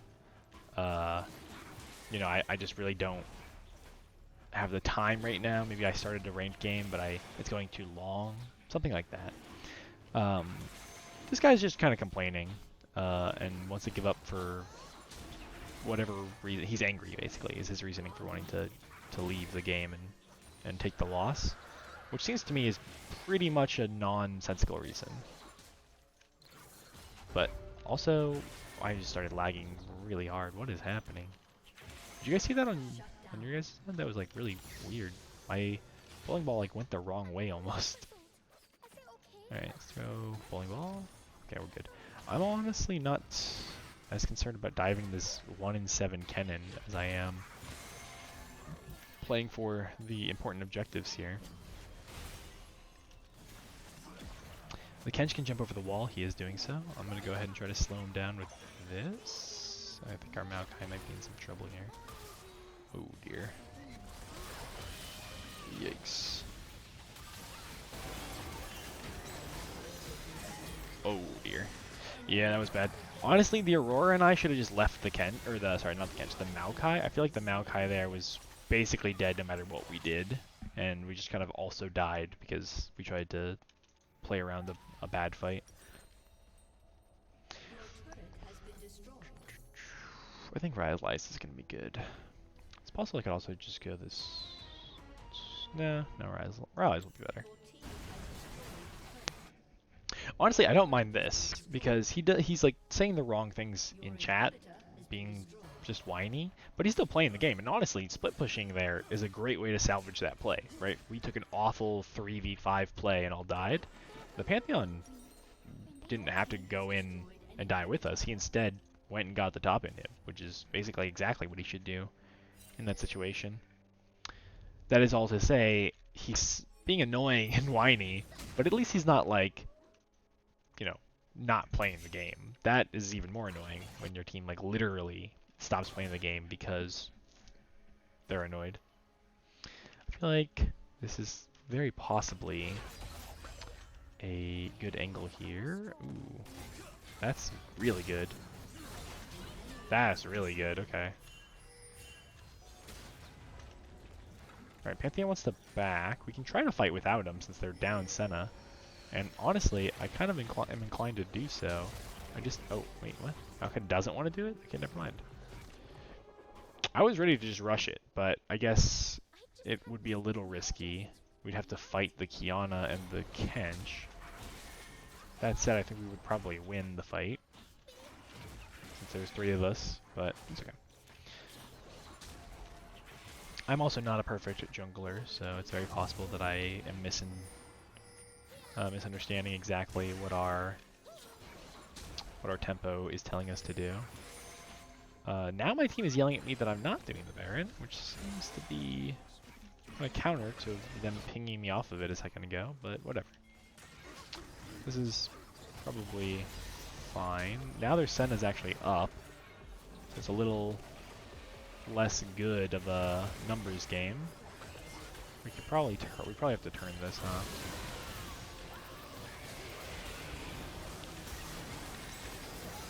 Okay, I tried to do what I could, but like I'm lagging really bad now actually.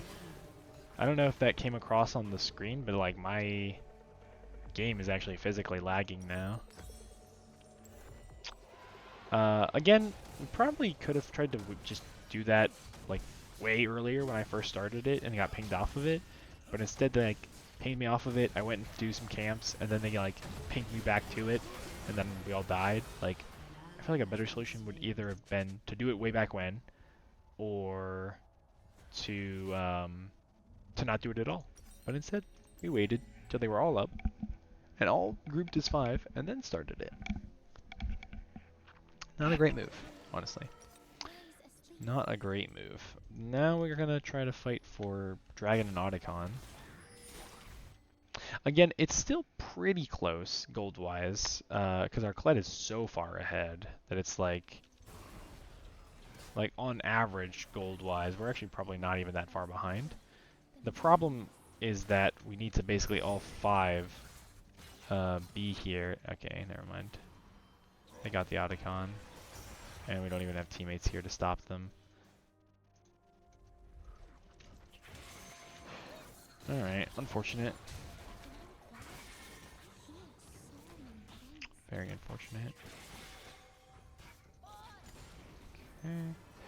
I hope perhaps I should try to fix my in-game graphics a little bit. It seems to be not looking great. Although, it was working fine in the ARAM, for me anyway. They're probably going to do Dragon now. There's not much I can do. Pantheon is just saying I don't care in response to him inting, which is, you know, not great. Yeah. Not much I can do there. Kled splitting is good though.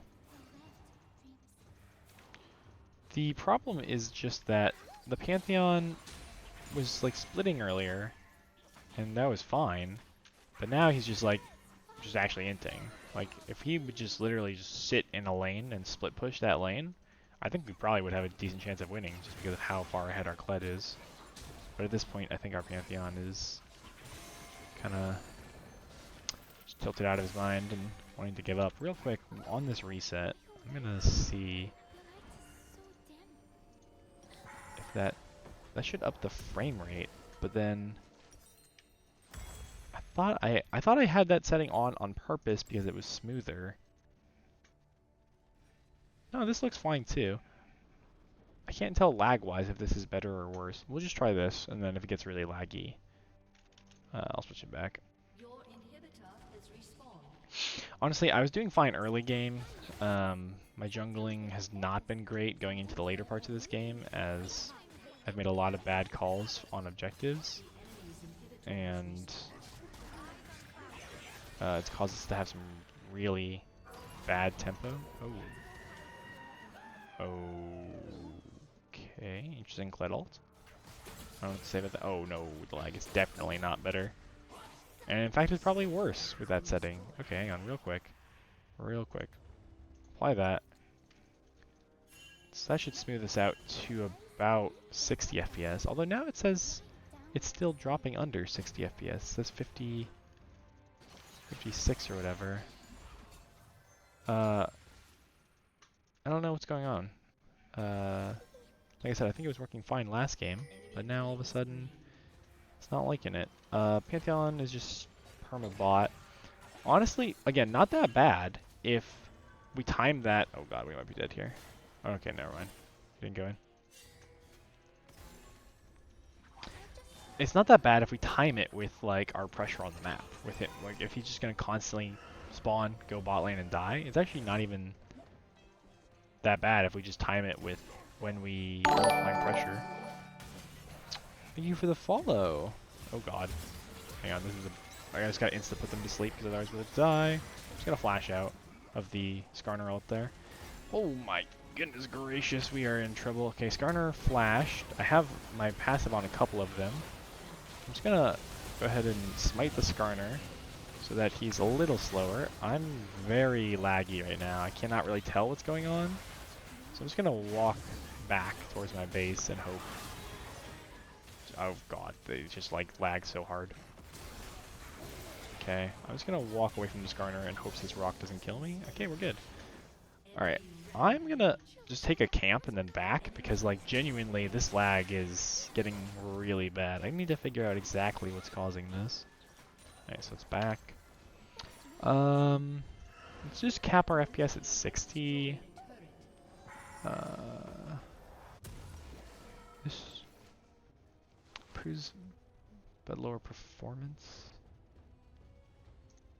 I really don't know. I'm gonna have to toy around with the settings a lot more before I figure out exactly what's the preferred way to do this. But for now, let's just go back. It actually looks much better.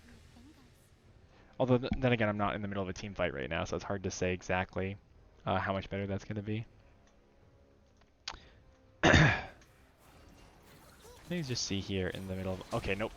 Definitely not better. That lag is abysmal. Jeez. Okay, that's rough. I'm like jumping frames all over the place. Perhaps I should just lower... Oh god, that was a big jump in frames there. Perhaps I should just like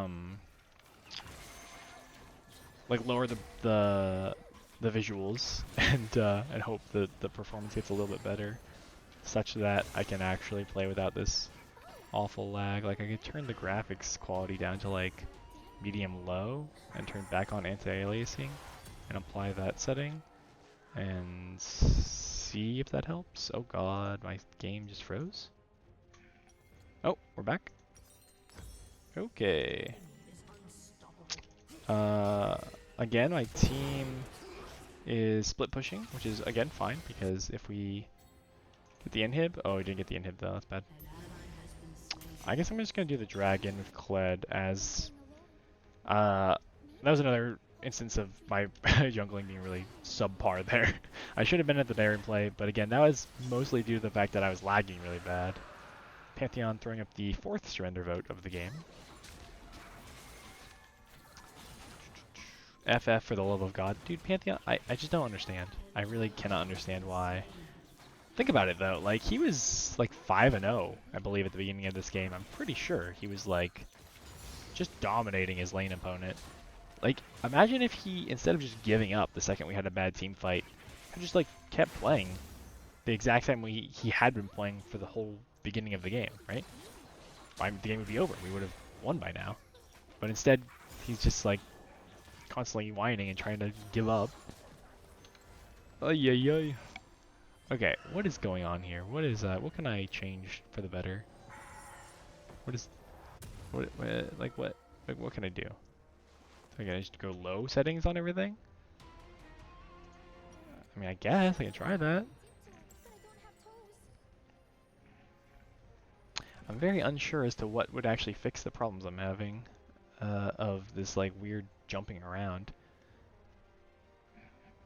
I'm hoping that this again is not... Oh god, those the sprites don't look great, honestly, on low quality, but it's better than the game just being really gross and laggy, so I'd rather the things look gross than the game. Oh, got it. Okay. That was my bad. I got way too close. Our Pantheon is splitting right now. Oh, he's just dying to the cannon, though. How is he dying to the cannon? His items on the cannon. Or whatever. I don't know. The Pantheon didn't want to win. It's fine. You're gonna have games like that sometimes where your team just like literally is insistent that they want to lose, and not a ton you can do to motivate them.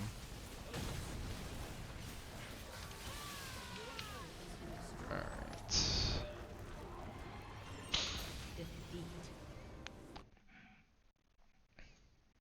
Okay.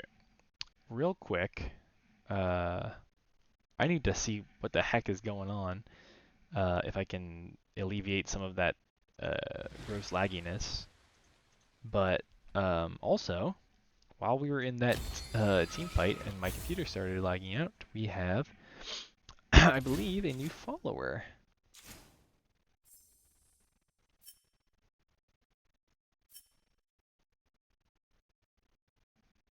So thank you for that.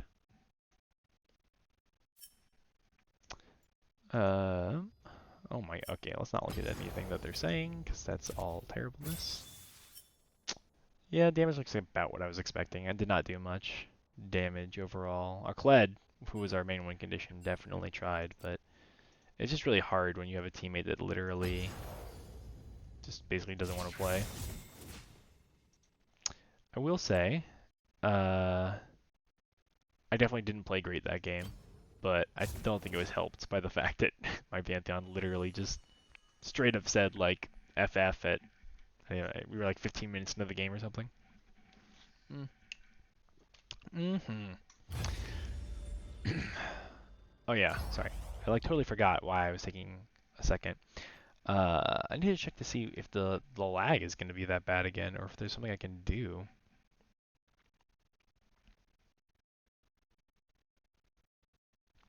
I'm imagining it's just coming down to uh,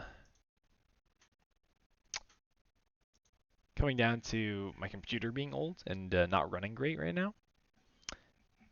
But let me just check something to see if it might be something I can fix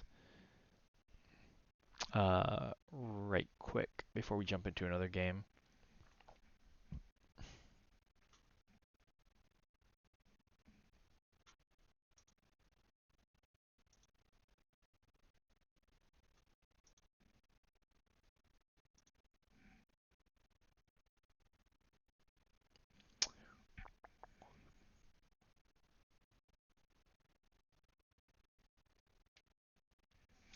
I think we can safely uninstall this without too much problem. I'm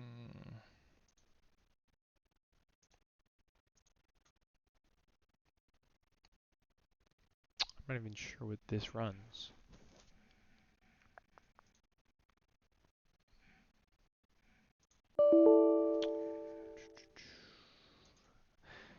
Huh. That one doesn't even seem to be appearing as something I can uninstall.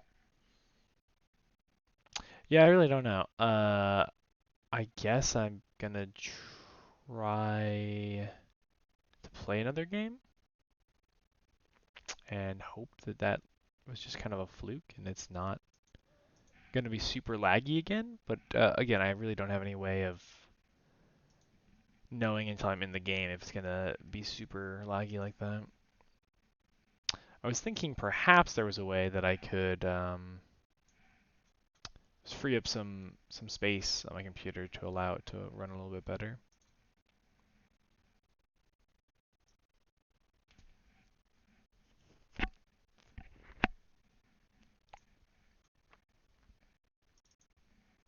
Interesting.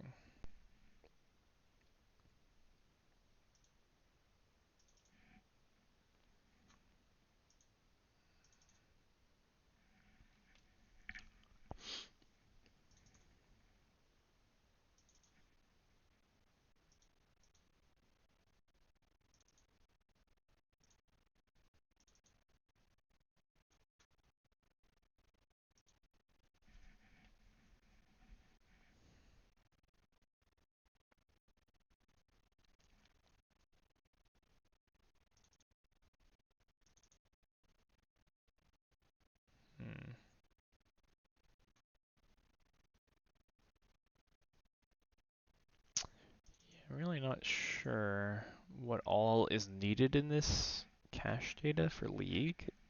I'm guessing most of it is junk. I don't want to delete anything that is necessary though, in case there is something that I'm not supposed to delete here.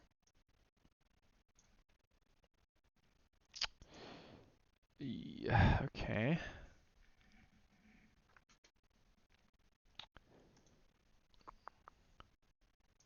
Well, uh, give me just a second. Uh, I need to check to see if it's something that is possible to fix right now, or if I'm gonna have to end the stream early and try to fix it for next stream.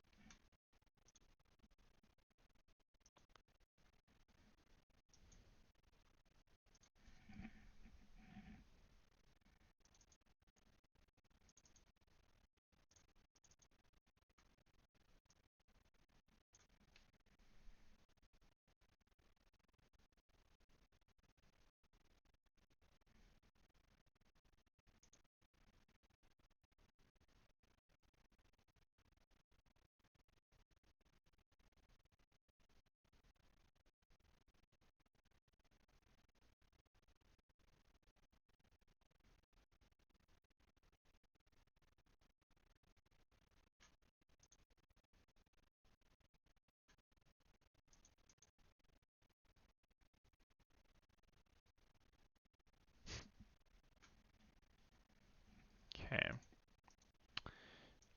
So, according to what I'm reading, sorry, I had to make sure I didn't mute myself by accident again. According to what I'm reading, basically everything in the logs here should be uh, non necessary data.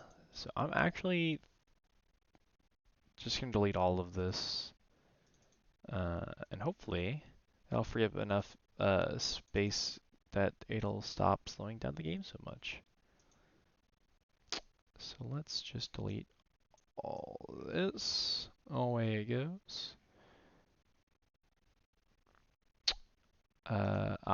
That would make sense. Give me a second. I'm actually going to close the client as it will not allow me to delete the cache data while the client is open, which makes sense.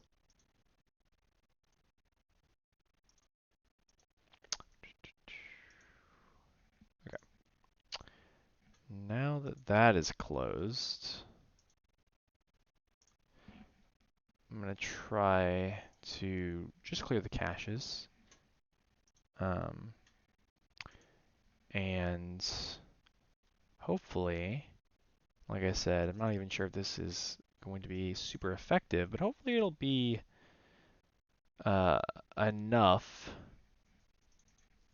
extra speed for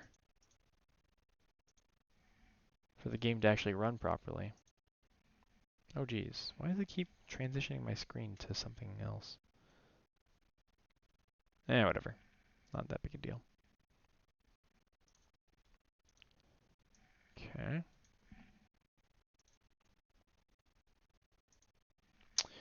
Okay.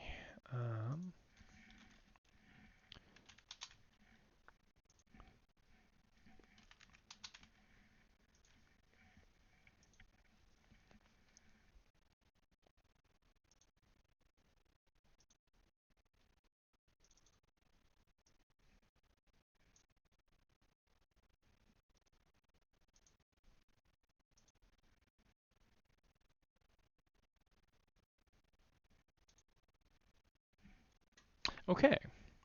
So, with that done, I'm hoping that the game will run, if not much better, at least slightly better. So let's see. let's put that theory to the test here.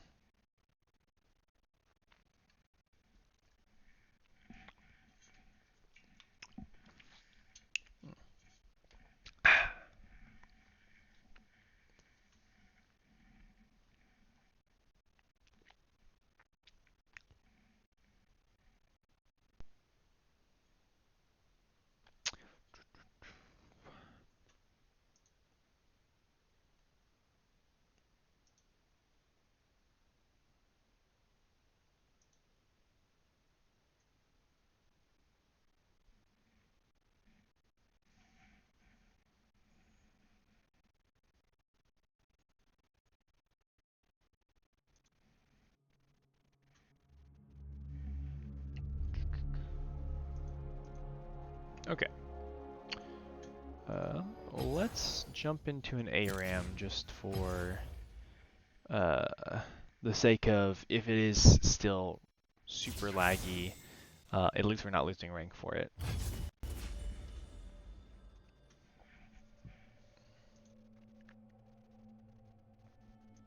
Okay. Huh, that's quick. I always take my toll, blood or gold. That glimmer of hope you see. Tarek, you That's say. me. Take Tarek.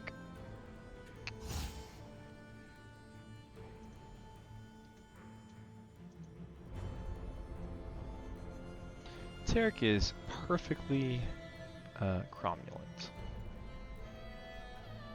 Ugh.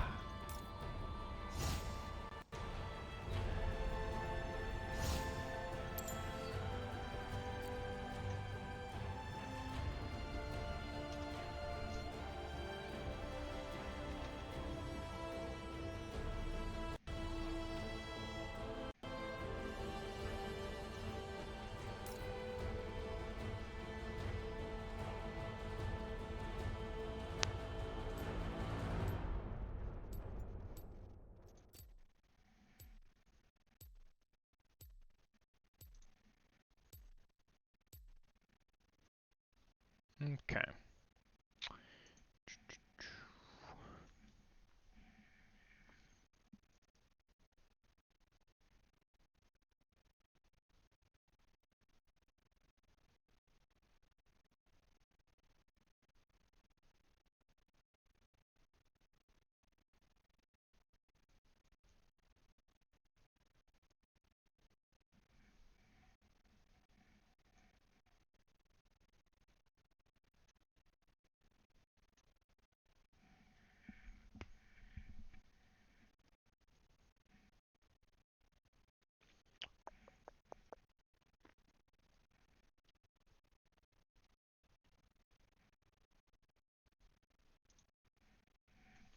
All right. Are we? Oh, there it goes. Okay. For some reason, me being alt tabbed there was like making the game not appear on the screen. Okay. Sorry that like troubleshooting took so long. I feel like it was like a 10, 20-minute troubleshooting session not playing any game. So apologies, but hopefully it wasn't for nothing. Hopefully we're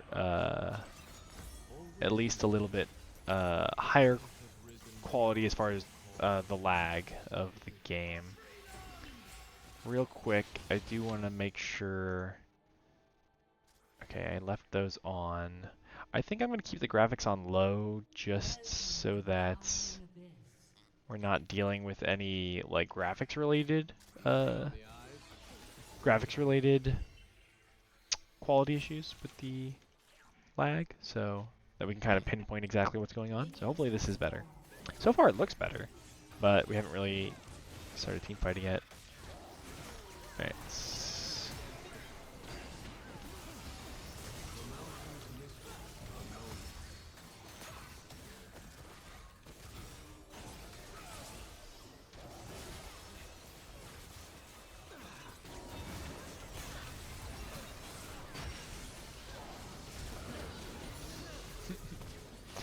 Oh shoot, I should have leveled not my Q but my E. It's okay. This character's really funny. You can just kind of like spam your abilities so long as you keep auto-attacking. And this is also Taric with no buffs or nerfs. This is like normal Taric. As you can see, the ARAM buffs are perfectly balanced, as all things should be.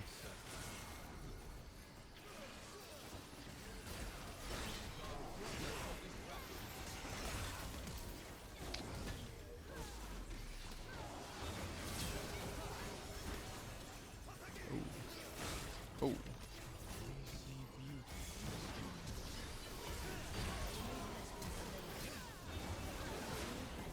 Okay, finally died there. But yeah, so far it looks like it's actually working better. That's good to see. Okay, nice. So hopefully, problem at least temporarily solved.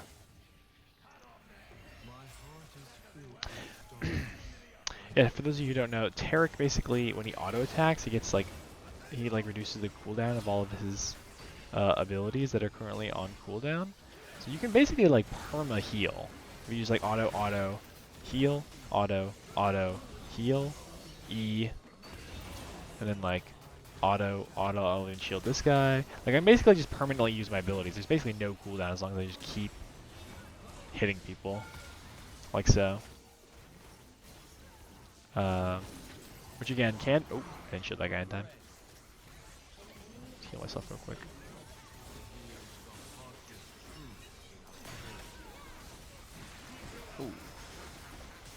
Ooh, okay, died there. He's more of a support character, so I'm not expecting to be overflowing with kills this particular game, which is fine. I don't mind supporting every now and then. Okie dokie. Alright, now I have my ults. Gonna shield the Rengar by default again, as he's kind of the only one on our team who's gonna be jumping in there, other than LeBlanc, I guess. I could do it with LeBlanc, but ooh. So yeah, as you can see, when I do the like little stun in front of me, the person I'm linked to also gets a stun in front of them. So I can kind of use the Rengar as he jumps in to stun the enemy team kind of by proxy. Like so. Yeah. Nice. Very good, very good.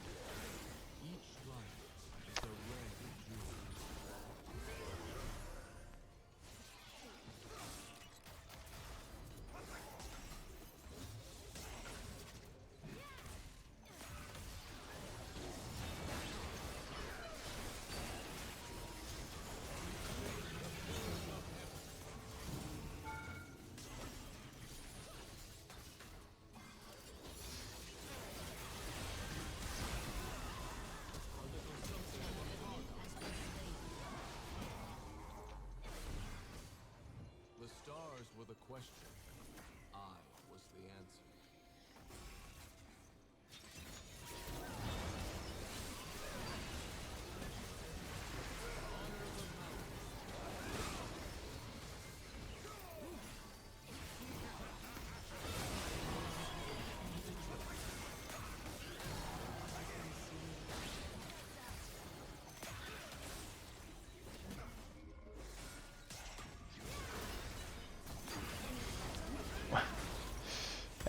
Alright, got my full heart steal though, so now I can start stacking health.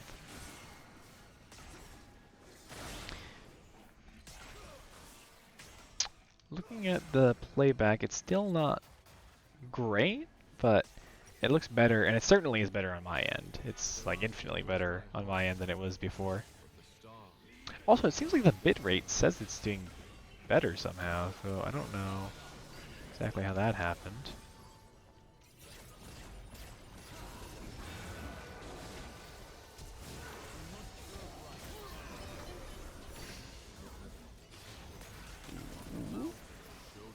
I could take that. I don't want to take it. I don't have any abilities up.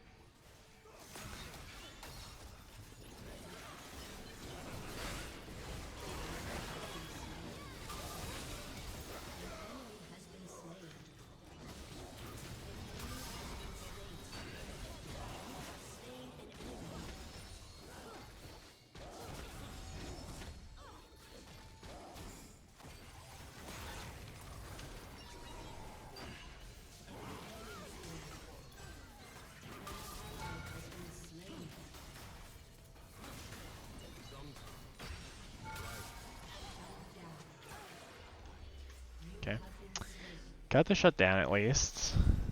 Kind of behind their turret. a little too far deep into enemy lines there, but not too bad, not too bad. I think I'm going to get my probably magic resistance boots if I had to pick one, and we'll grab a health crystal. I think they have more CC available to them than I am worried about auto-attacking champions. Oh, I didn't need to flash there.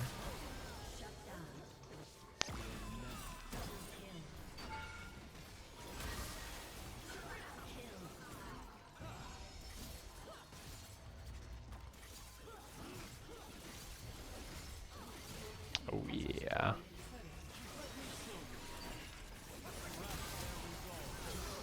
I kept him alive through all that too. Ooh, that Yasuo's mad.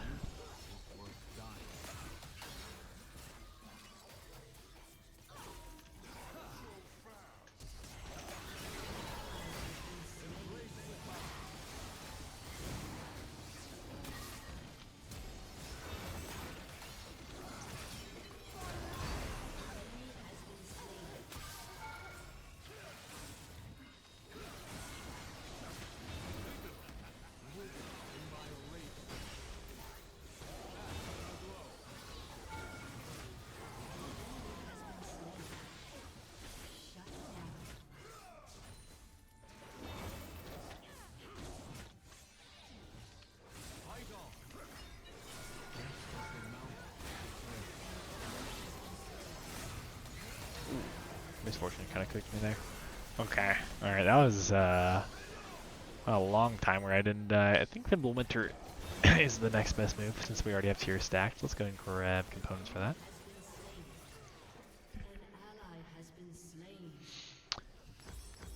I really need a couple hundred gold to finish that item as well. Very nice, very nice. I could just stay and wait 100 gold, but I think it's better just to keep getting back in the fight here. And once again, we'll be connected with the not Renekton, Rengar. As he's kind of being the one who's jumping in there a lot, although I could do the LeBlanc as well.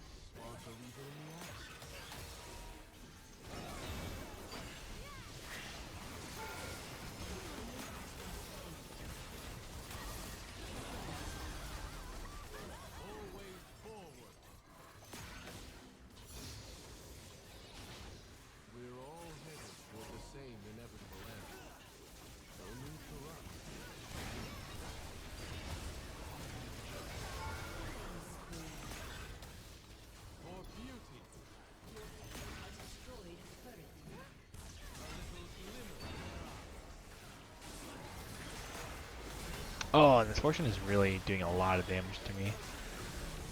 Maybe I do need a strict armor item like a Thornmail, but like, I don't want to go this because then I at least heal back some of the damage I'm taking. Also, the bit rate went back down. I think that's just something I need to toy around with more. Yeah, I think this will be best overall. Let's grab this and probably some armor, and we'll get back in there.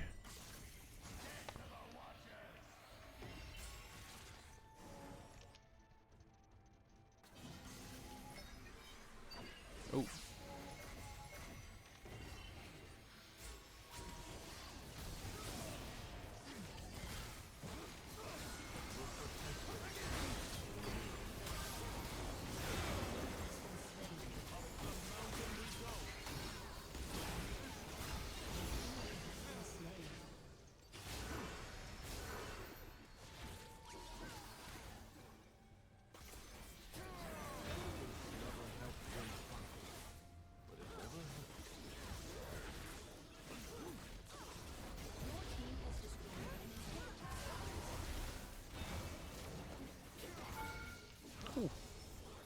Took Dirge out there. Alright, I think I am going to switch to the LeBlanc at this point though, because she seems to be the one who can kind of like go in without the need of a bush. I'll go ahead and switch to her.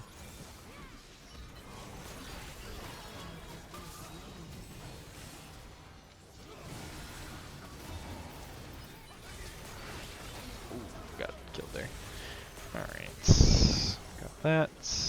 I think the game's gonna be over soon though. Like honestly, we're kinda... Ooh, actually, Misfortune just got a Quadra. That's bad. She's almost to her full Infinity Edge, but I'll have it on her next death, and then she'll probably start working on another crit item. That could be bad, honestly. Could be in some trouble here if we let this get out of hand.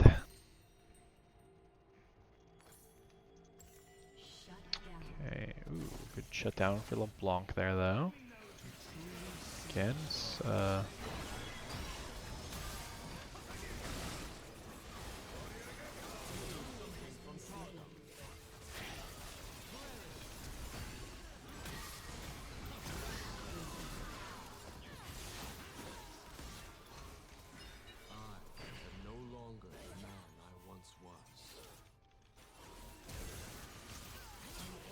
okay, interesting.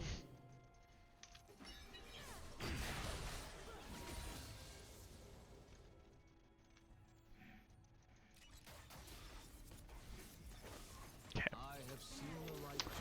Shield her. Ooh. Okay. Maybe the Rengar. No, Rengar doesn't have ult right now. I think I'm going to keep it on LeBlanc for now. She has the best chance of using my E properly. Ooh. Okay, get out of the Soraka E. Although she's really not a fan of going in. Oh.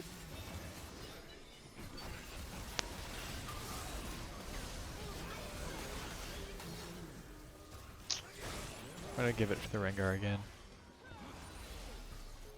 Alright. Oh, there's LeBlanc going in again. Every time I give it to someone, the other person goes in.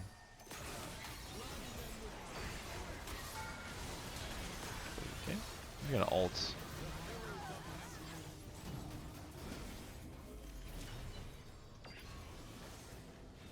Oh. Okay, good snowball by the Yasuo there. That was my bad for walking too far up.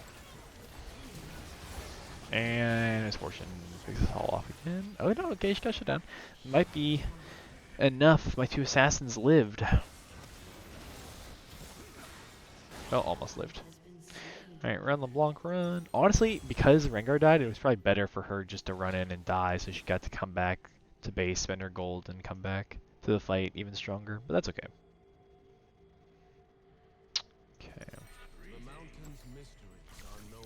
Next item, I think we will actually go Thorn Mail.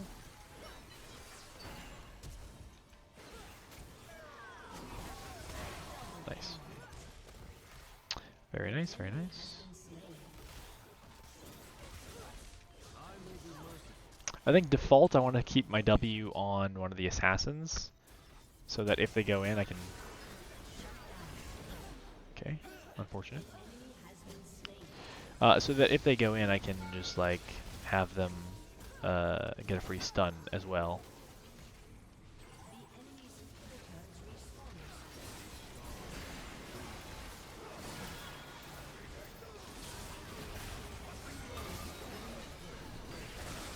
Ooh, okay, just keep healing us, I guess.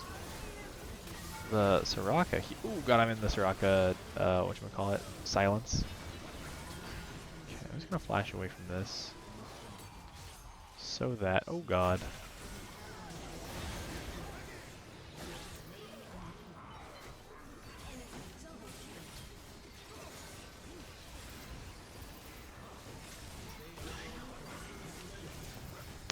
Oh, he almost died before he got me. That was tight. See, I can live a very long time because again, my passive, after using an ability, the next two auto attacks, I attack really quickly, and it reduces my basic cooldowns by 1 second. So basically, I can like heal with my Q, smack smack, heal again with my Q, smack smack, and if I just am standing right in front of them, and they're not like hiding away from me, I can basically just infinitely press my heal. Which is why it's actually not much of a heal, it's a very small heal, but that's because you can basically use it as much as you want if they're just letting you hit them.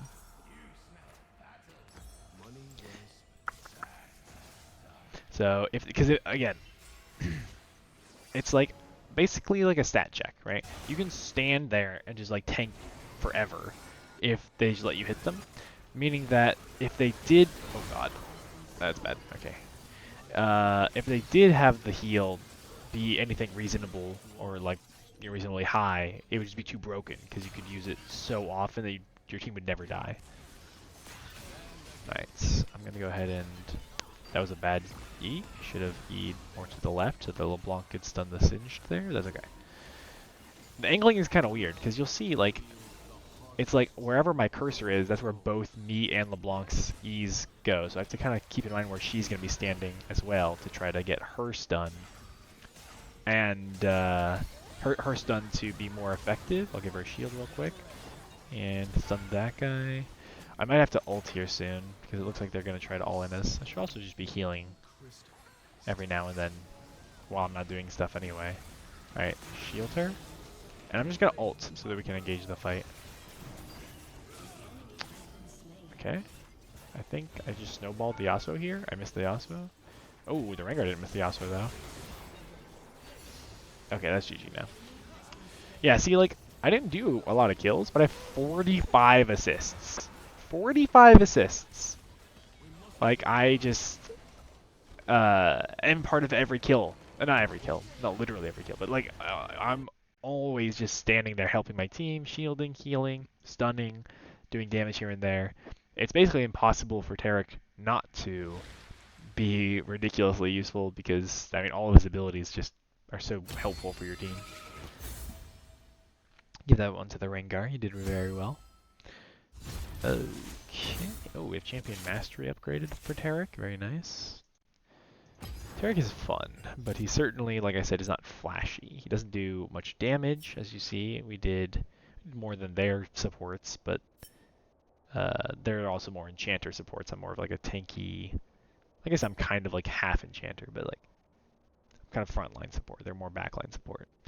So we didn't do a lot of damage, but if we look at stats like damage taken, like way more than anyone on my team. Rengar gets close, but like pretty good at just not soaking up all the damage. Self-mitigated damage, I'm sure, is pretty high for us too. Yeah, look at that.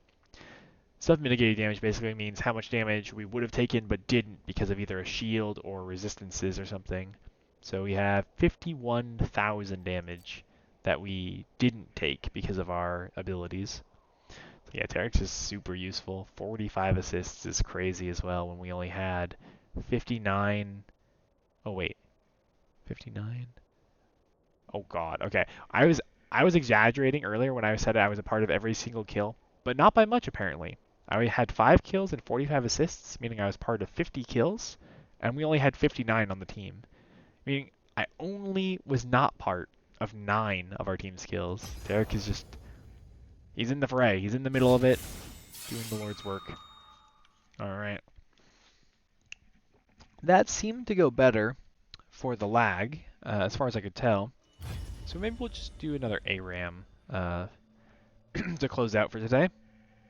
And then I'll work on my next league stream is scheduled for next Thursday. And so I will do my best to get things running smoother before then, such that we don't have this issue at all, and I don't have to spend 15, 20 minutes troubleshooting my my lag. Alright, so we get here. Ooh, Briar. Give me that Briar. Briar's a very fun character to play. Oh, he's not gonna give it to me. Please, brother. Please, just swap with me. Oh, man. Maybe he wants Soraka? You want Soraka? It's pretty fun, let me tell you. I don't think he wants Soraka either.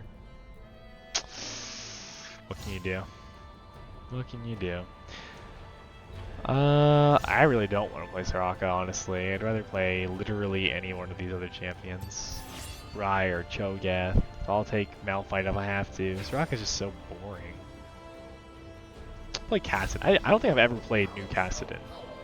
Not that they changed much of his kit during the rework, but I mean, slightly different. Dark Harvest, mana regen, dash damage. Yeah, this all looks pretty good.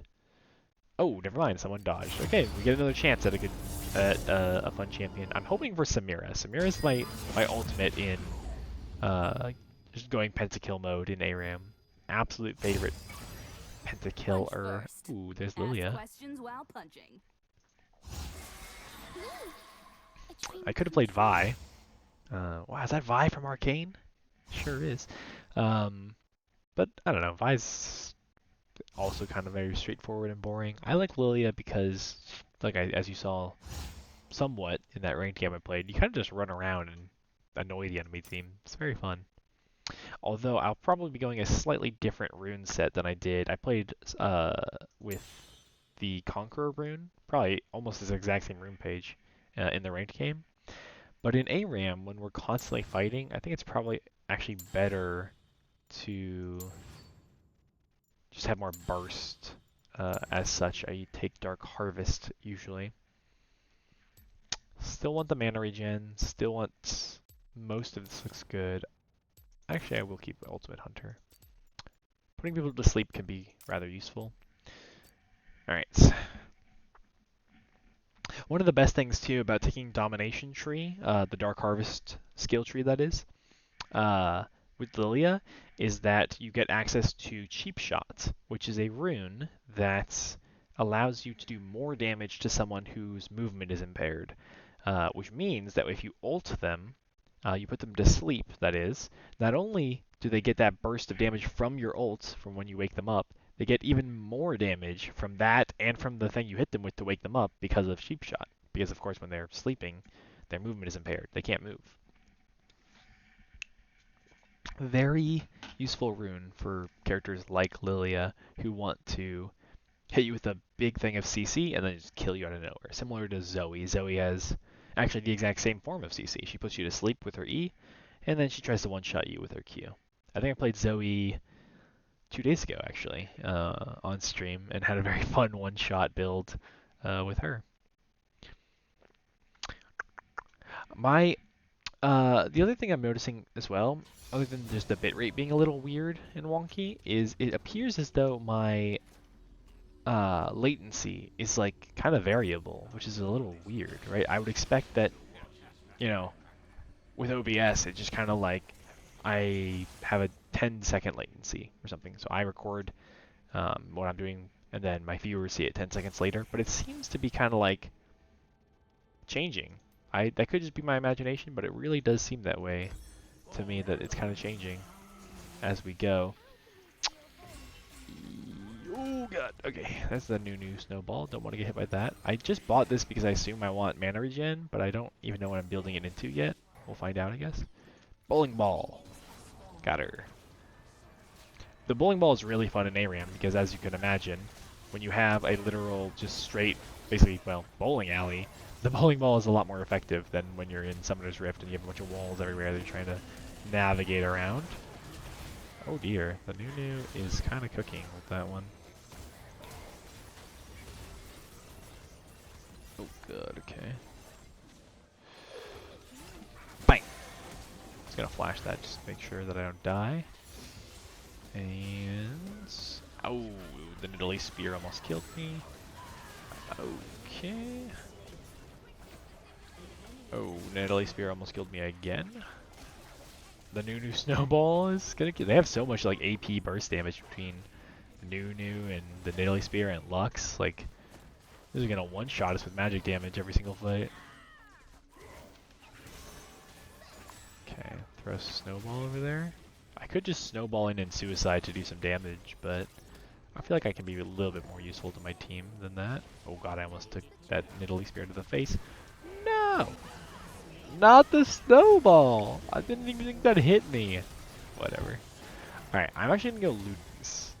Actually, Blackfire Torch is still probably better even if I'm going a bursty build. It just gives me so much AP. Yeah, okay, we'll do. Excuse me. We'll still do Blackfire Torch even though I don't really want to go a burn build.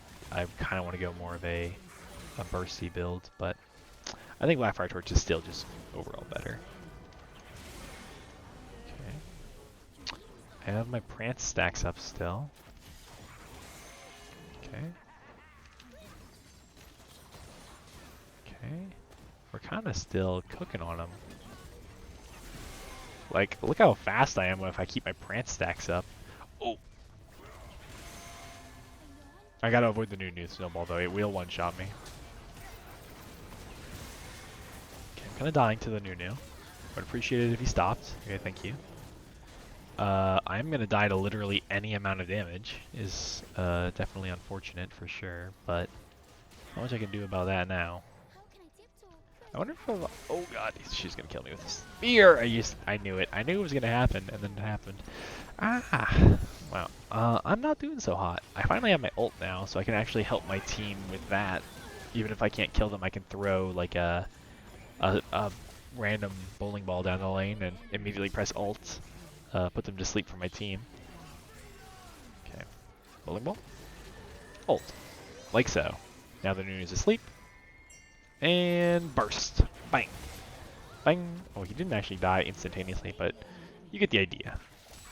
Gets most of his HP taken away pretty much instantaneously.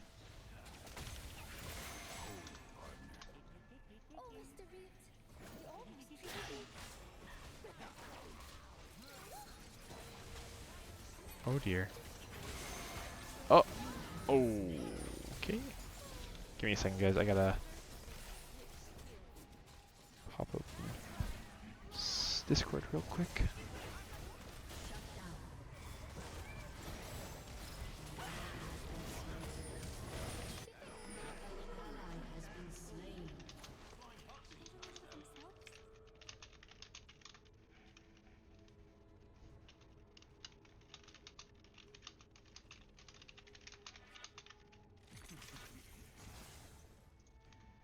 Okay, sorry about that. Jumping back into it.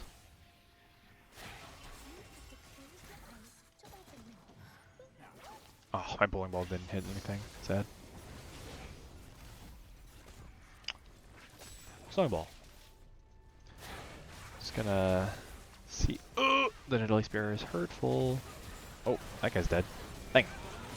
I'm gonna flash out of the new ult just in case.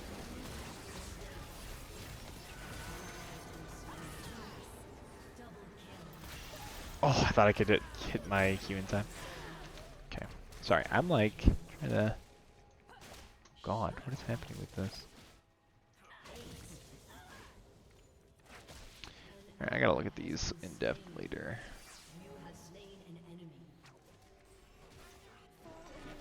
Okay, I'm gonna grab my Sork shoes and run back. I might switch these out later for Merc Treads, but I think just having more burst will be generally more helpful. Ooh, I hit the left with my bowling ball there.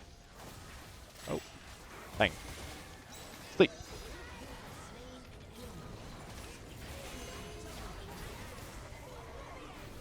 Oh, deluxe ult. Deluxe snipe. Ay, ay, ay.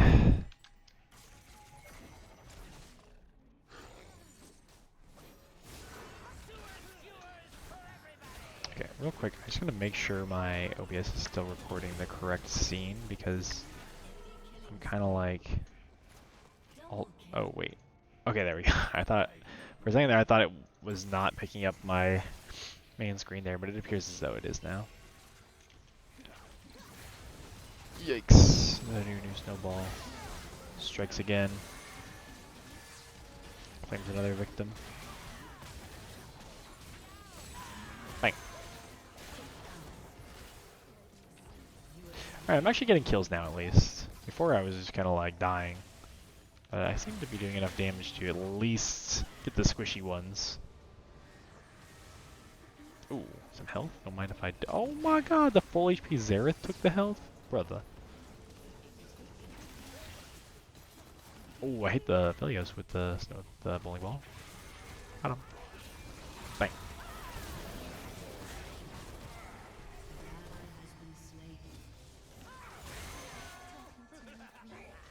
Bam.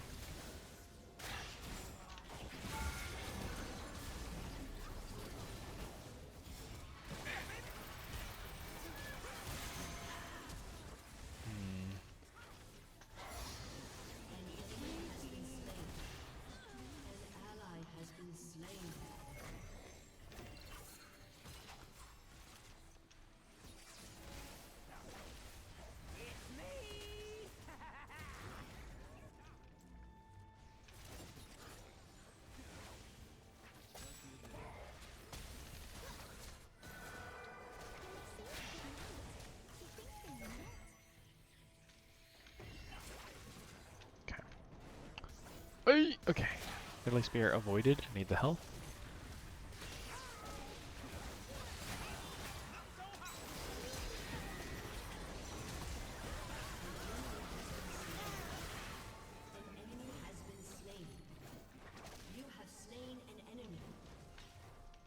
Okay.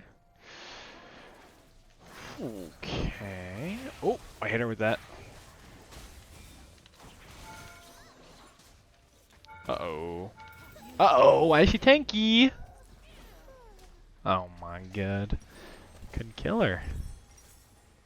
Sad.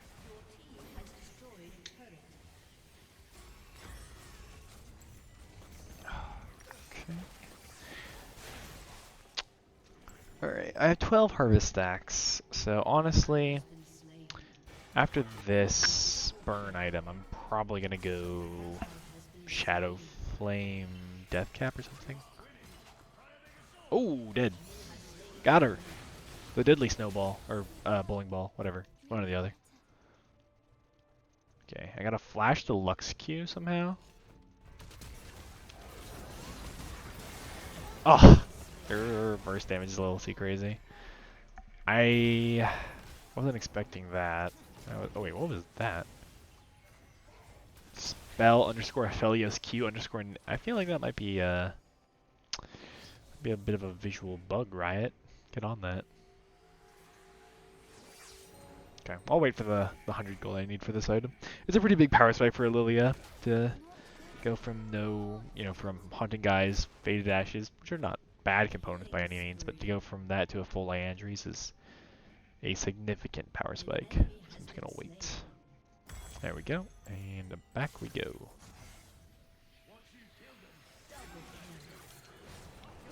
The bowling ball. Dang. Alright. Bowling ball's up again in 4 seconds. Certainly, if we hit it, Nidalee in trouble. And we did hit it. I don't want to ult her though, she's a little too far back. Ooh, Nunu insta-ulted to shield. Interesting, interesting. Alright, if we get a good bowling ball here, we can win a team fight off of it. Let's throw it this way. Hit just the recon. I kind of want to hit more than one person before I ult. Ideally, anyway. Bang. Okay. Oh, no!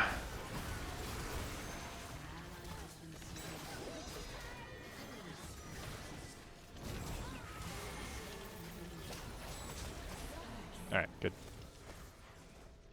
That worked out pretty well.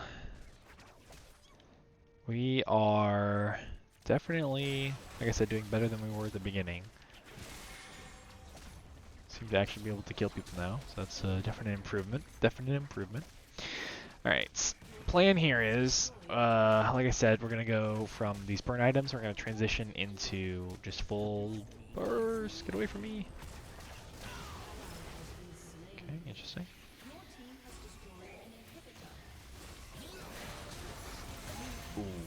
Okay. Lucky. That was a storm surge, I think it was, yeah. That was a big burst there. Ding. Dinger.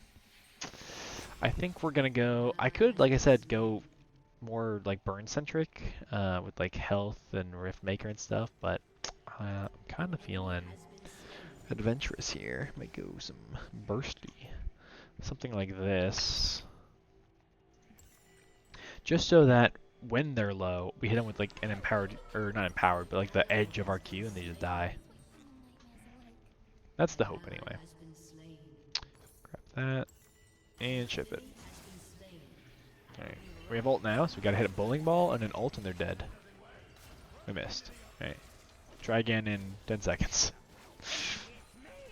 One problem with this build is we don't have much haste. We got 20 there, and I think that's the only haste we're gonna have for the foreseeable future. Bowling ball. Dang. Yeah. Oh, that's a Aphelios turret in there. We're gonna hit eventually. I can only miss so many times, you know?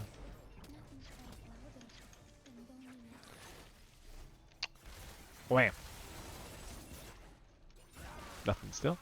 Twitch is ulting. He's opening up with his ult. That's actually good for us because if our Twitch opens up with his ult, then it's more likely that our ults will get them while they're already low. What the heck is this guy doing?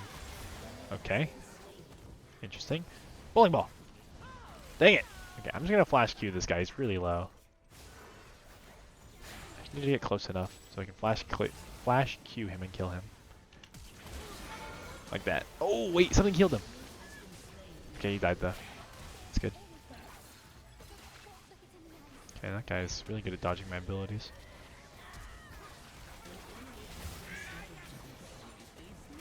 Oh, I kind of ran directly into that Nidalee Q, huh? Whatever. I think that's probably GG if I had to guess. The Rakan is still hitting our minions behind us. I've never seen a proxying Rakan before, but whatever. I'm backdooring, the Rakan just said. Good job. You get him, Chief. You backdoor us in ARAM. Very nice, very nice. We will go ahead and give our honor as soon as my client loads to, I don't know, to Zareth. Come on. Come on, buddy. I know you can do it. Okay. It's really taking its time with the loading of our client. Oh, here it goes. There it goes. Okay.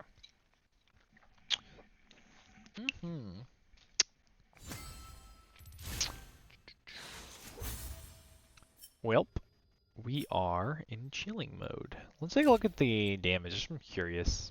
I actually did less than I thought. I thought my burns would increase our damage numbers. We still didn't do bad damage, but compared to some of the big damage dealers of the game, not actually that much. All good though. I think we're going to call things there. It's a little early. We're ending the stream about 25 minutes earlier than scheduled. But I don't want to currently risk going into another ranked game, even if it is just ranked flex, just because of the lag issues until I figure out what's going on with that further. And also, I feel like this is a pretty decent stopping point. We opened with some ARAMs, played some ranked games, and ended with some ARAMs. I think this is overall a good place to call it for today. So, that being said, I appreciate everyone for stopping by and watching. I have another stream scheduled tomorrow, same time, 6 to 9 p.m. EST.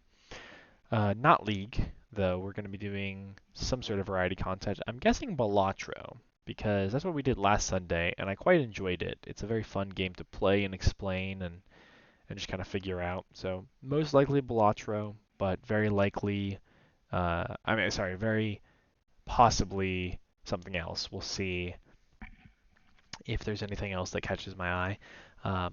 But yeah, thank you all again so much for stopping by. We had another follower today. Appreciate you as well. And if you want to check out any of the previous streams that are not currently archived on the Twitch, my homepage on Twitch, you can also go ahead and check out the YouTube link that is linked on the Twitch, or at least it should be linked on my Twitch channel. If not, it's the same username, Demir_agent on YouTube. I'm putting all of my previous VODs up there just so they're archived somewhere in case people want to watch those. So yeah, I will see everyone tomorrow. And like I said, next League stream, if you're only here for League of Legends, is going to be next Thursday. Same time, 6 to 9 p.m. EST. Thanks for watching.